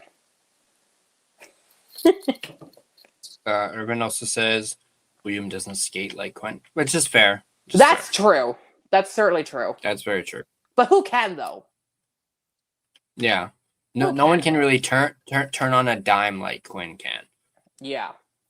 No one's better at breaking ankles than Quinn. Oh, and I misquoted something. I said that Z William had the Lane Hudson comparisons. What I meant to say was with William being an RFA or being eligible for an extension in the summer, there was talk that do you give him like the Lane Hudson type contract, which No. I don't think either side does that. Woo-hoo. I mean, that deal's great for Montreal, but I don't know what Lane Hudson was thinking. Mhm. It's like, buddy, you're gonna get underpaid for a long time. Wasn't so much the trade for Sander that Bo had to shake. It was more so that people labeled him as just a checking 3C, which is fair. Yeah, True. he was labeled as that. Trading the pick to Detroit that they then used to get Axel Sandin Pelka is pretty erroneous. Yeah. Oh, that's right. But that's the question, though. Do you take Hronek or do you take ASP then? So. Mm-hmm. Got to draft best player available if at 3. I think agree. Bierhoff is that. If McKenna and Stenberg are gone, if one of those two somehow drop, go after them. No sit picks, no positional needs. I agree 100%. Again, I've always said that Jesperi Kotkaniemi, he is a very cautionary tale for why you don't draft by position. So I 100% agree with that. You got to go best player available. But I think that sounds real easy to say in theory. But I think though in practice that's a lot harder to preach when there's so much talent, and so it does get to be a little more challenging in that sense. To be like, okay, it's real easy to say draft plus player available, but how do you not look at your center depth and go, that could use an improvement or whatever. So yeah. But I do agree though. I think that Verhoff probably has the higher ceiling at 3 than Malhotra, but I do also wonder if, like I said, I think if Manny wasn't the coach, I don't think there'd be as much pressure to draft him at 3. Very true, very true. And like with that article that I was reading earlier, some people are saying Verhoff's dropped down to 6th, so he's like out of the top 5, at least for some rankings. I don't know how many. But like it said in that article, he's really dropped off. They're having Chase Reed above him now. Yeah. Well, even Ivan Stenberg he's gone down out of the top 2 in a couple of those draft projections as well. So I feel like line change in Headspace. Do a meetup collab. I mean, we've already done a collab for the trade deadline. Did you guys miss it? If you did, go check it out. But we'll definitely do a collab in the future for sure. Erin, is there a channel you're not a mod of? I mean, he's a mod here. I'm still hoping to do a free agent show on somebody's show. I'm still hoping to do that because I love judging free agent signings. I love it. So I'm hoping for it's an open invite for. Yeah, we'll definitely probably do a free agent show. So I'll definitely put you down for that for sure. I mean, we're still a ways off from that. Oh, I know, but I love it. It's personally my favorite time of year. Just watching GMs spend money like chickens with their heads cut off. Like I love it. So. But yeah, Urban and I have met a few times in real life. Yeah, at Canucks games and at the meetup. I believe. Is Irvin answering that question from Duo, saying Canucks Up to Turkey's not a motto? Maybe. Irvin, you might be the most famous Canucks YouTube fan.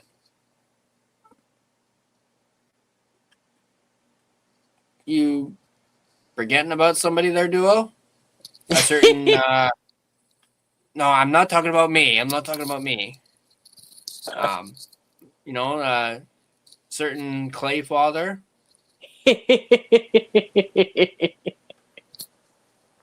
He's currently on a cruise right now, and I hope he's having a absolutely amazing that's so much fun.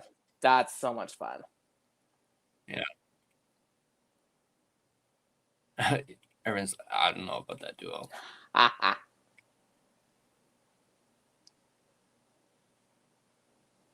It was interesting. Duo was the one who asked me if I was going to be a guest on. I'm like, I don't know. That's Tyler's decision.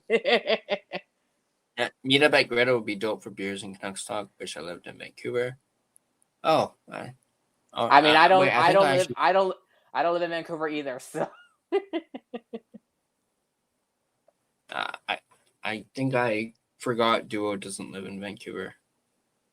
I know Tyler and Joe go to those. I mean, I try and go to as many of them as I can. I'm actually literally waiting for the next one, which is probably going to be closer towards the end of the season. I think they said so. It'll be next month.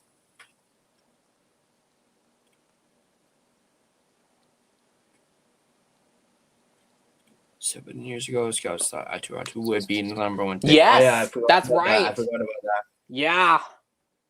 And then that went plummeting.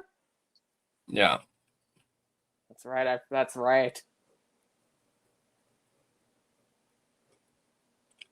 Never hurts to have a surplus of D-men after losing Hughes. We need someone even with the potential high ceiling as the top number one. Of maybe DuPont next year. Teams always value D-men as much as Oh, yes. Especially if you're a right-handed shot, because you're a millionaire by default if you shoot right. We can always surplus or flip surplus D-men for areas of need later on.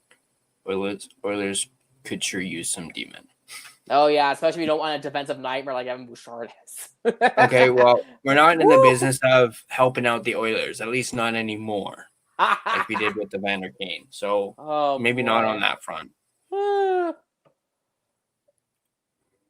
What?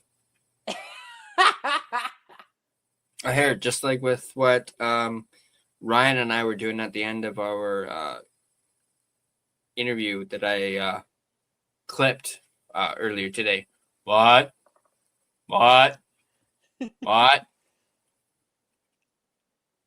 I'm not happy that he scored on us because it seems like ever since he went to the Blues, he's been scoring. I think he scored on us in, I don't know if it was all 3 games against us. I know at least 2 of them.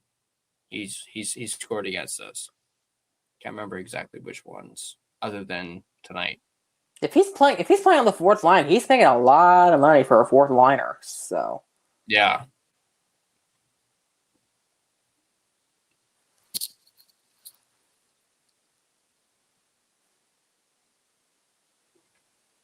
MacGyver. There you go.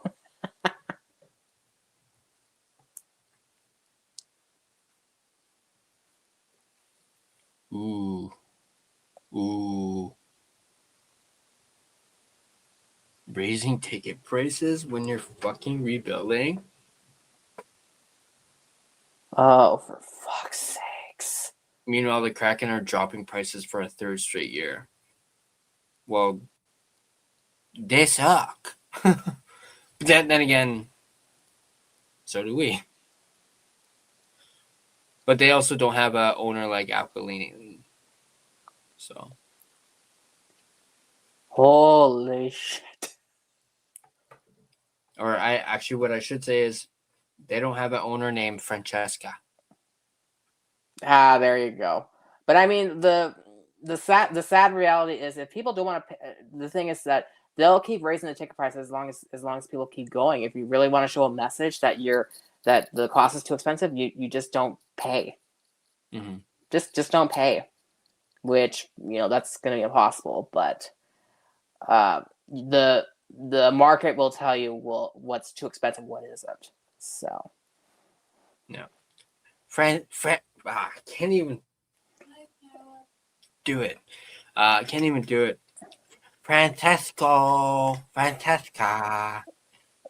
Yeah, you look like your tongue's gonna come out of your mouth and just escape out of there when you do that. It's like, Are you nervous for the draft lottery on May 5th? I'd be lying if I wasn't a little nervous. I'm apathetic, so I don't care. Let's switch to Kraken fandom. Release the Kraken. Oh boy. So we go from orca to a squid? I mean, I guess both are ocean-based, so I guess that would kind of work. Oh my god. Oh god. I remember going to a game in Seattle. I went to a Seattle Kraken game, and I mean, first of all, they've got like so many restaurants in there. It's insane, like of all different types. But so I'm sitting in my seat, and there's a guy sitting a few rows down from me, and he's eating a steak dinner with a plastic spoon and a plastic fork. It's like, what? Just eat it with your hands at that point. Actually, first of all, why are you eating a steak dinner at a hockey game? It's like, what? Like, what are we doing here? Like, but when I think food at a hockey game, I don't think, although, given the bouginess I just did a couple weeks ago, I guess I can't talk, but I wouldn't think to eat a steak dinner in a regular ass seat. Mm-hmm. It's like just watching and like trying to like rip the steak apart. It's like, oh boy, this is not working.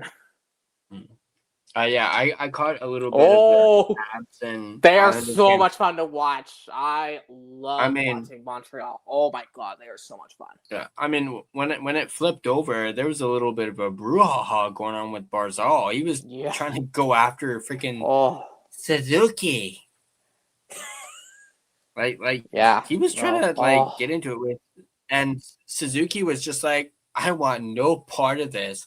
And I mean, it's interesting to see Barzal doing that. It's like, Maddie, you're not a fighter. Or you're not meant to be a fighter. Right? And you're like, I think it was twice he was like grabbing onto Suzuki. And it's, okay, at the end there, if Matthew Schaefer is not the consensus #1 rookie of the year, who is? I mean, there's gonna be people who say that he's second or third, just given the fact that some people will just pick their local rookie or whatever. But I mean, come on, there's no debate. There's no debate with who rookie of the year is. Come on. Yeah, it's definitely got to be Schaefer. Although, wasn't it earlier, like at the beginning of the season, people were all on like Demidov? Well, I think Schaefer surpassed him. Oh yeah. Or even Cutter Goat. Cutter Gauthier, yeah. Gauthier, yeah. Schaefer's definitely surpassed Demidov for sure. Oh yes. Because Demidov has kind of slowed down. Like I haven't noticed him as much as I did earlier. Yeah. But and then Schaefer just hasn't stopped. Yeah, no, it's I was pissed he was left off the Olympic team. It's like, oh yeah. Like, why? I mean, oh god. I mean, it is management, but good lord. Mm-hmm.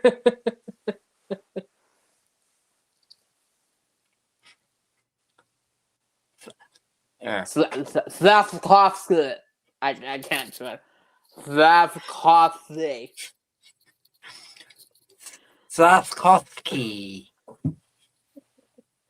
Oh boy, Still feels like my tongue is gonna fall out. Yeah, no, it looks like your tongue is trying to escape your mouth every time you try and do it. To which mine's gone. Don't look for mine. I'm screwed either way because Canucks and Jets aren't making the playoffs. Oh, that's unfortunate. Yeah, the Kraken. Oh yeah, that is cool. That is cool. Yes, I do remember that when I was in Seattle. That was very cool. But do you know what would make it even better? Is if they had Liam Neeson say, "Release the Kraken," and then they come out. I still think they missed an opportunity there. I really think. That. I really do think. 100%. Who cares how much it costs you? Just pay the fucking man and have him do it. It's perfect. It's Liam Neeson. Come on. Yeah. Like, good lord, you can afford some money for that. You paid like $650 million to expand into Seattle. Like, you can afford to pay Liam Neeson to do it. Mm-hmm. No. The Jets lose. Ooh. I'm sorry, Harry. Ooh. Whoopsies.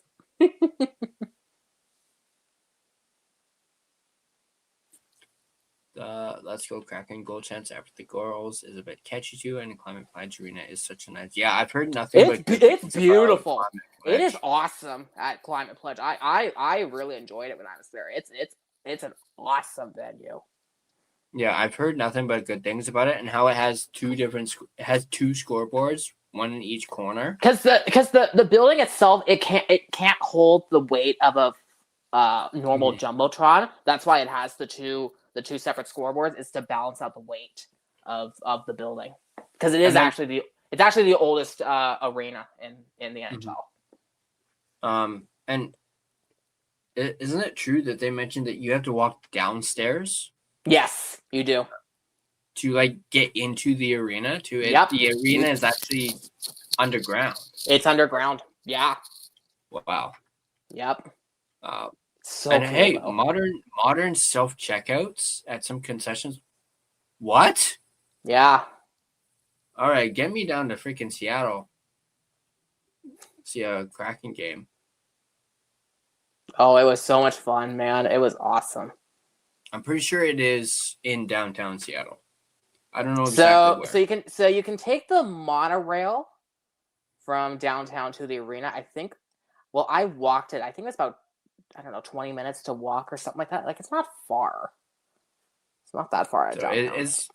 I would imagine it's probably close to. Well, it's right by the space. It's right by the Space Needle. Like the Space Needle.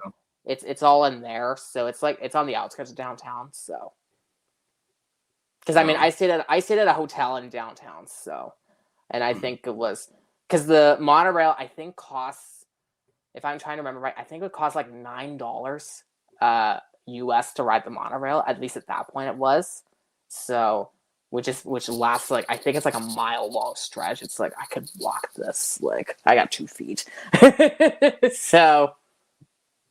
I'm trying to think. Is it in the same like vicinity as T-Mobile Park, the baseball field? I'm not sure actually. Let me see. Because I'm pretty sure T-Mobile Park is downtown.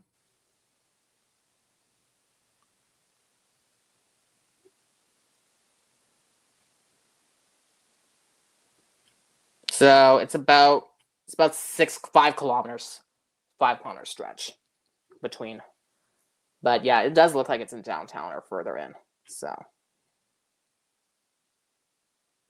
Mm-hmm. Here, see if I don't know if I can pull that up. No, that's not gonna work. Yeah, no, it is further in downtown. So, but I mean, it's a beautiful facility.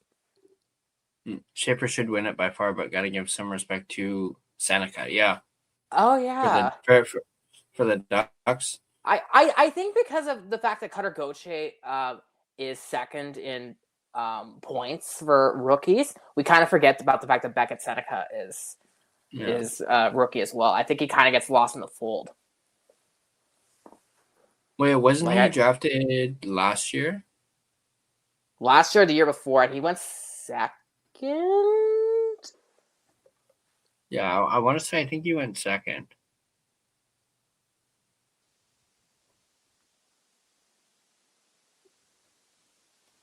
So, okay, third in 2024.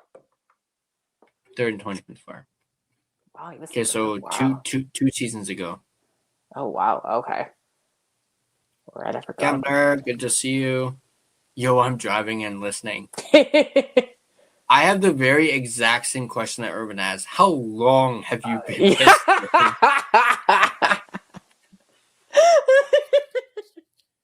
Oh, I'm so sorry, Trev. Whoopsies. Yeah, because we've been off the rails. We've been off the rails. Oh, shit. We're at 3 hours and 19 minutes. I said we were gonna go 2 hours. Oh, there I go again, saying 2 hours. This is what happens when you bring me on, my dude. I thought we knew this already. Sorry. Maybe I should have set that time because I didn't. No, but I'm just kidding. Mariners besides Seahawks. Yeah, T-Mobile Park is where the Seahawks play. Wait, okay. Is it? Or no, are they separate stadiums? T-Mobile is where the Mariners play, which used to be called Safeco Field. Right. Yeah, duo. Classic me, yeah. Especially when I'm on, so sorry to disappoint. Longer the better, though. 3+ hours. Well, yeah, it's like what I keep saying. It bumps up my watch hours, and I'm trying to get to that milestone, which actually I haven't looked. Less than 400 watch hours away. So the more, and they are called watch hours. So the video has to at least be a minimum 1 hour. So at least I know I for sure surpassed that.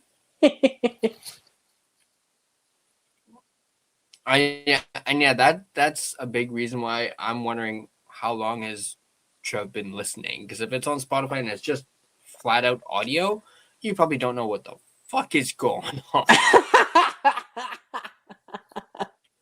At least with video, you can actually visually see, but with just audio, you're probably just going like and be visually horrified while you're at it. Yeah. Yeah, while you're probably listening to the audio, you're probably like that thing with Peanut with the deaf and was it the lazy deaf eye, people? deaf and lazy eye. Yeah, the lazy eye and deaf people going. Yeah.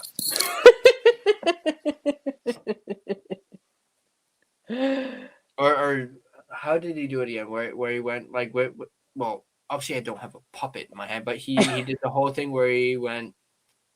You can hear like his mouth, his mouth like moving as he's doing it. Yeah, like I can't do that. I can't believe Caulfield has 43 goals this year. That's really insane. Yeah, that is insane. They showed that during the one of the intermissions with Cole Caulfield. It's like, oh my god, that is insane. Wow. Oh, here we go. I'm knocking Tyler out in boredom. Sorry. No.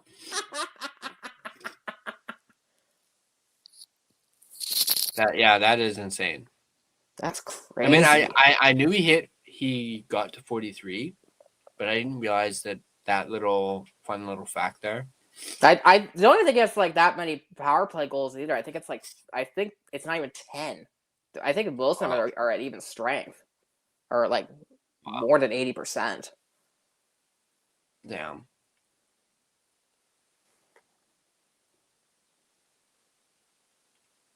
Oh, so Kempner's been watching on video while you're driving? Bro. No. Well, he probably has it on his phone and on like the dash probably thing. That's okay. But that also kind of makes me think, going back to the whole Jeff Dunham thing with the I know. I meant to say this earlier. I meant to say this earlier when we were talking about the Sweet Daddy D character. Oh, and God. then we talking about the Bubba J thing. You know how he's like, he likes NASCAR.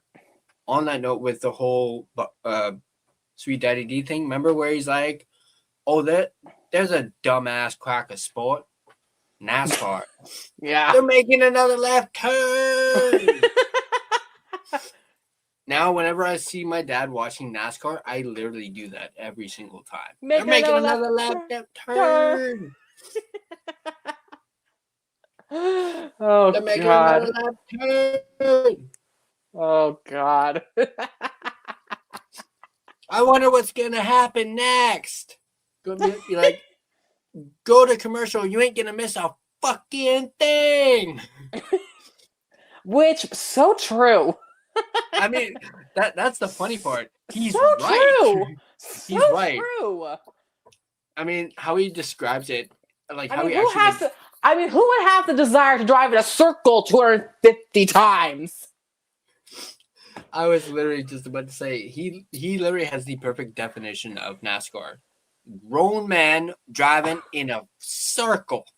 Because that is literally what it is. Or is it an oval technically? Like, are we gonna get technical here? I don't know. But yeah, Oh. like I said, whenever I see my dad watching NASCAR, I literally, and I piss him off when I do it. I'm like, "I'm making another left turn." I'll be like walking away, like out of, he can't see me. And I will literally purposely say while he can't see me, "They're making another left turn." So, yeah. Oh my god. I mean, we should. Wait. Oh wait, I already did my sponsor read, so you did I'm do good it, on that. so you're I'm good. on You that. did it before I came on, which smart man. I mean, I had to kill time somehow. So, but wait, what? Bro, what? Okay, you're losing me on that one. What? When I was sharing the screen, is that it? I don't know.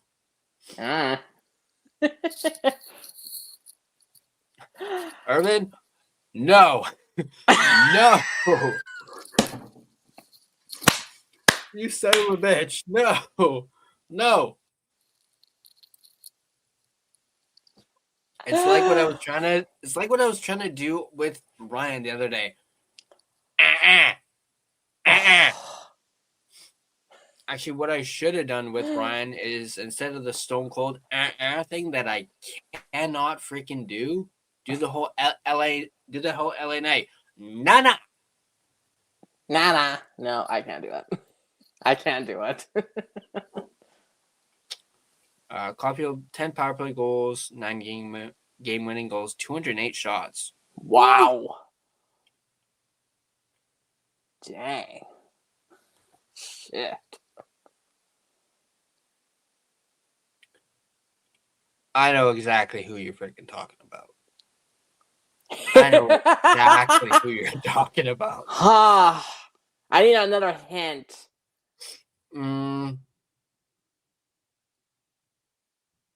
4 legs.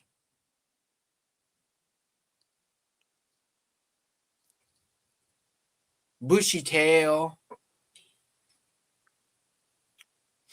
Slap on a pair of skates and they go, "Oof."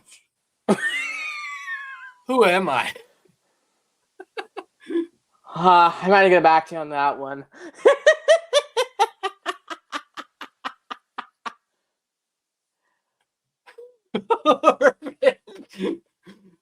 Elias Pettersson. Oh. Yeah, it's just like I know. Have you guys ever heard of? I mean, I'm not sure. I remember hearing this from a friend of mine. I don't know if it was on like a cartoon or anything like that, but he would literally always do this when I was in high school. He would always go, "Birdie, birdie, birdie, look at the birdie, birdie, bam, no more birdie." You can do the same thing with Bambi. Bambi, Bambi, Bambi, look at the Bambi, Bambi, Bambi, blam. No more Bambi. No more. Which is literally, isn't that what happened in Bambi too? But wasn't it like the mother? There was, Oh, I have no idea. I don't remember now. I haven't watched that movie since I was like probably 3 or 4. I don't remember. I don't remember Bambi. I don't know. I'm not the movie buff. I'm not that one. I like knowing if movies are flops. I don't actually watch them, but I just like knowing if they're actual flops or not. It's like if you ever want to watch movie, if you ever want to watch money go up in smoke, just look for a flop, and that's all you gotta do. Urban Bambi 3: Mother's Revenge. Oh my god. Yeah. Bambi 5: Tokyo. But going back to the Mother's Revenge thing, it's like going after Elmer Fudd. Oh, I'm gonna get you. Not. Oh, crap. Why the fuck? No more bullets. No. Oh, you wackly wabbit.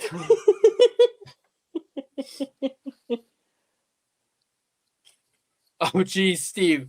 If you don't remember the movie Bambi, just watch EP40.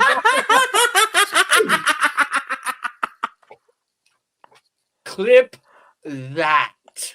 Clip that. That's so not wrong. Oh, Stevie. He's not wrong That about was that. good. Woo-hoo-hoo. Yeah, that's not wrong. That's not wrong at all. That's good. Bambi 9, The Revenge of JT. The Revenge of the Sith. The what? That's this. That's this. May the fourth be with you.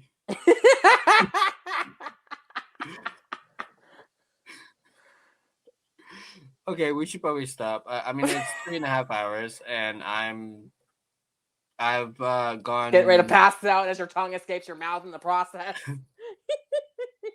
I'm clearly gone cuckoo cuckoo.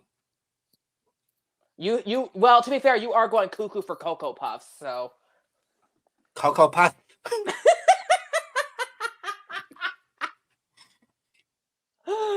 Oh my god.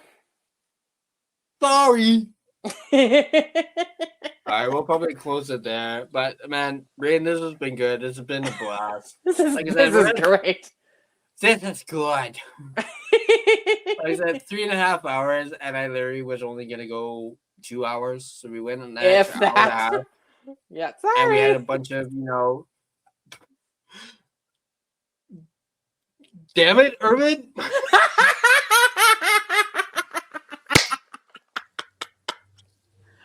Oh my god. That fucking advertisement. Fucking Tankathon, man. Oh.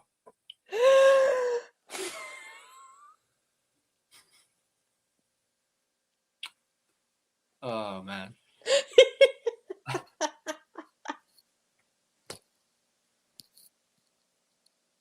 Korea dates.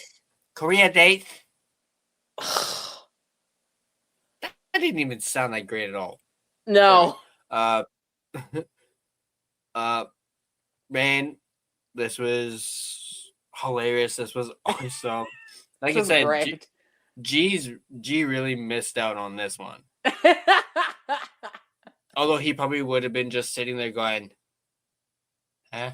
Oh, he would have been even more horrified than he already is when it comes to me. I mean, heck, he probably would have just been like, popped in. Popped right out. Like, I'm out. It just popped right out. Well, to be fair, because I was the one who started the Jeff Dunham conversation. I started it, so. Oh, God. Delete.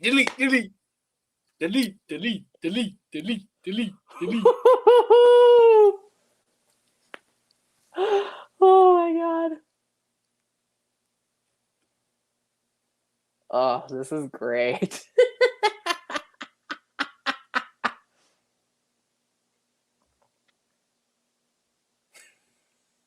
All right.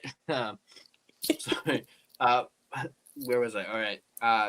Rain, thank you again. I know this was kind of impromptu, but look at what Hey, happened. no, We it's all had a good. It's all good, man. It's all good, man. Thanks for having me. Yeah. I needed the laughter after the snooze test that we watched this afternoon called the hockey game. So See, that's what happens when you get a snooze fest of a hockey game. You get all like, yeah, we get the cuckoo for Cocoa Puffs. Hey, Justin, I'm glad you're enjoying it. This is so much yeah. fun.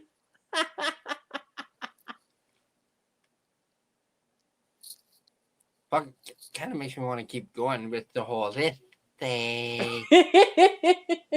Here we go. I mean, Justin, I know you want to end up having dinner earlier, so I mean, at this point, I can't even remember when we started doing this stuff, but because it was so, well, it was after the post game comments from the reporter or whatever, which I misquoted.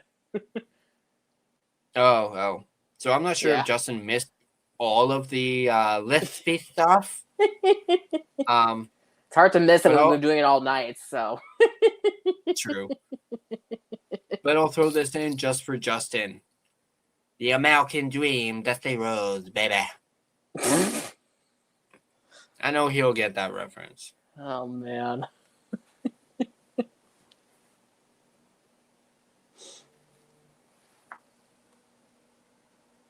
Very true. Very true. No, we need all the laughs, and we need. And hey, you're right. This is therapy. I should just retitle this video "Canucks Therapy." It's time. It's loopy time. It's loopy time. Loopy time. Track. Donkey. Oh, it's like that. I think I shared it on my story. It was a clip from Austin Powers with "Fought Busted." You know, from the I think what was it? Was it the? I think it was the second one because it's the one where he loses his mojo. Oh, okay, yeah, he steals his mojo. I don't know if I've ever watched. I don't think I've ever watched Austin Powers, so I'm the wrong person for that. Oh. Well, here I'm not gonna play it, but I think I still have the thing here. Oh, wrong one. I literally shared it on my story because I thought it was freaking hilarious.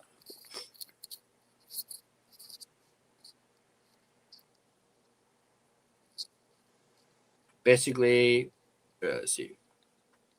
Oh yeah. The caption though, me as soon as I clock in at work and fuck,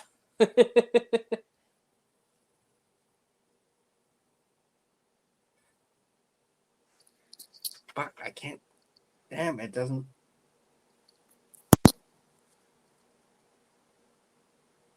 You know what? I'm not monetized, so I don't think I'll get copyrighted. But, I mean, it's only a clip. Or not give a shit. Well, here. God damn it, Urban! I just saw that message you just sent me. I know you just sent me. You got it too. Dang it! Here, let me see if I can. You got it too. What's things fast? Where's your shitter? I've got a turtle head poking out. Charming. I'm not kidding. I got fun to choke a donkey. Oh, it's spongy. Oh, nice and getting all emotional from it, huh? I don't know if you could really hear a whole lot of that. I got a turtle head poking out. You know, speaking of a donkey. Anyway, we should probably end it. I mean, I said this like what 5 minutes ago. Jeez. Yeah. Yes, that was the one. The Spy That Shagged Me was the second one. The one with Heather. Is it Heather Graham? Is her name? She was in this one. I'm going to. Yes, that was her. Holy fuck, she's 56 years old. God damn. Wow.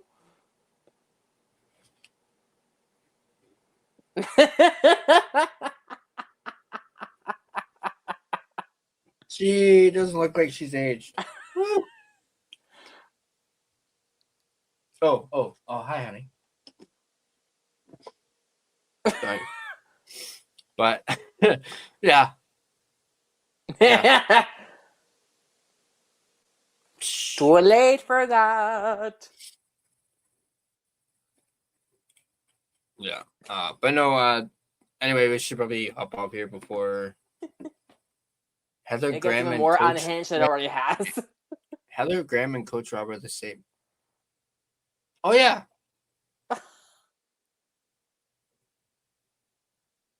All right. What the Wow. fuck did Irvin send me? Son of a bitch.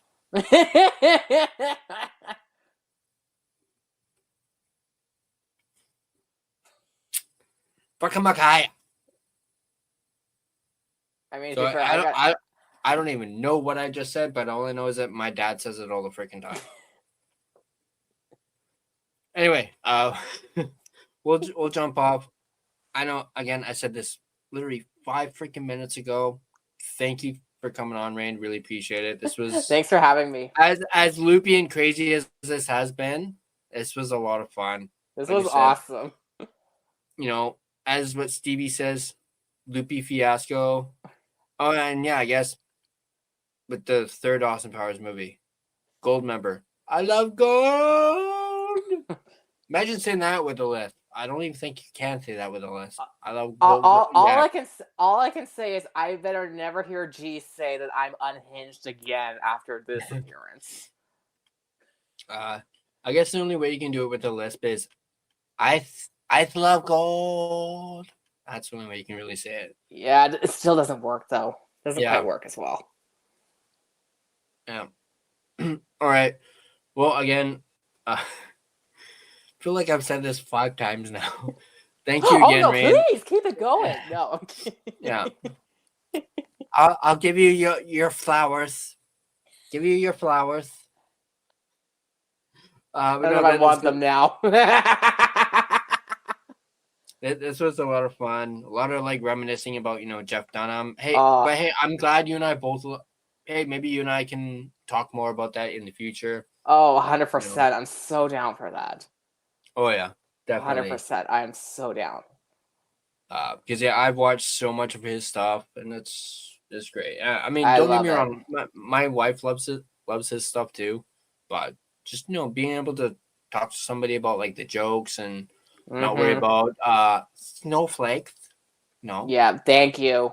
Thank you. So, but this was awesome. This was great.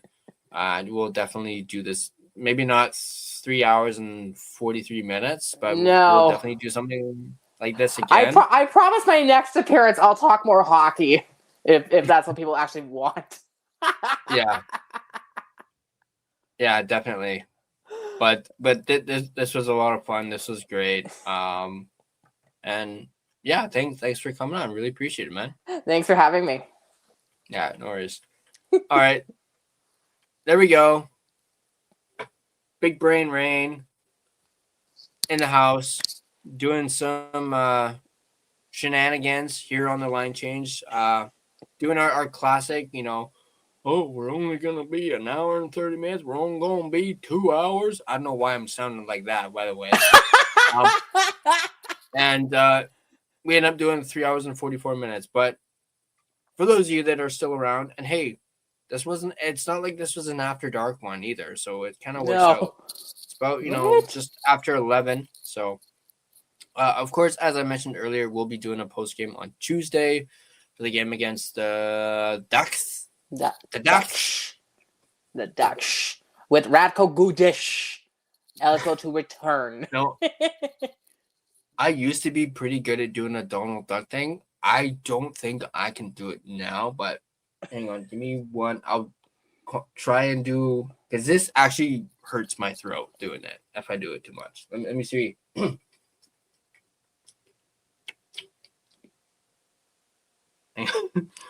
I'm also trying not to laugh too. I'll do this. I'll do this. End off. I'll do this. End off. Okay.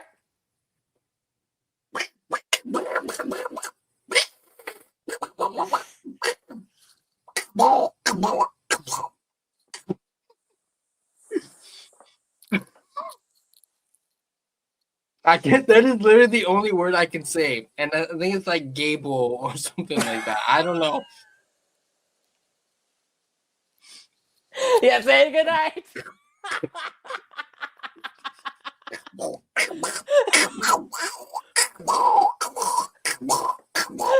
bad though. That's not bad. That's about all I can do. Anyway, thanks for watching, guys. Glad you guys enjoyed it. Simon, thank you. I'm glad somebody liked it. Glad you enjoyed that. That's not bad. Oh, I can give myself a pat on the back for that. That was actually. Okay, now I. All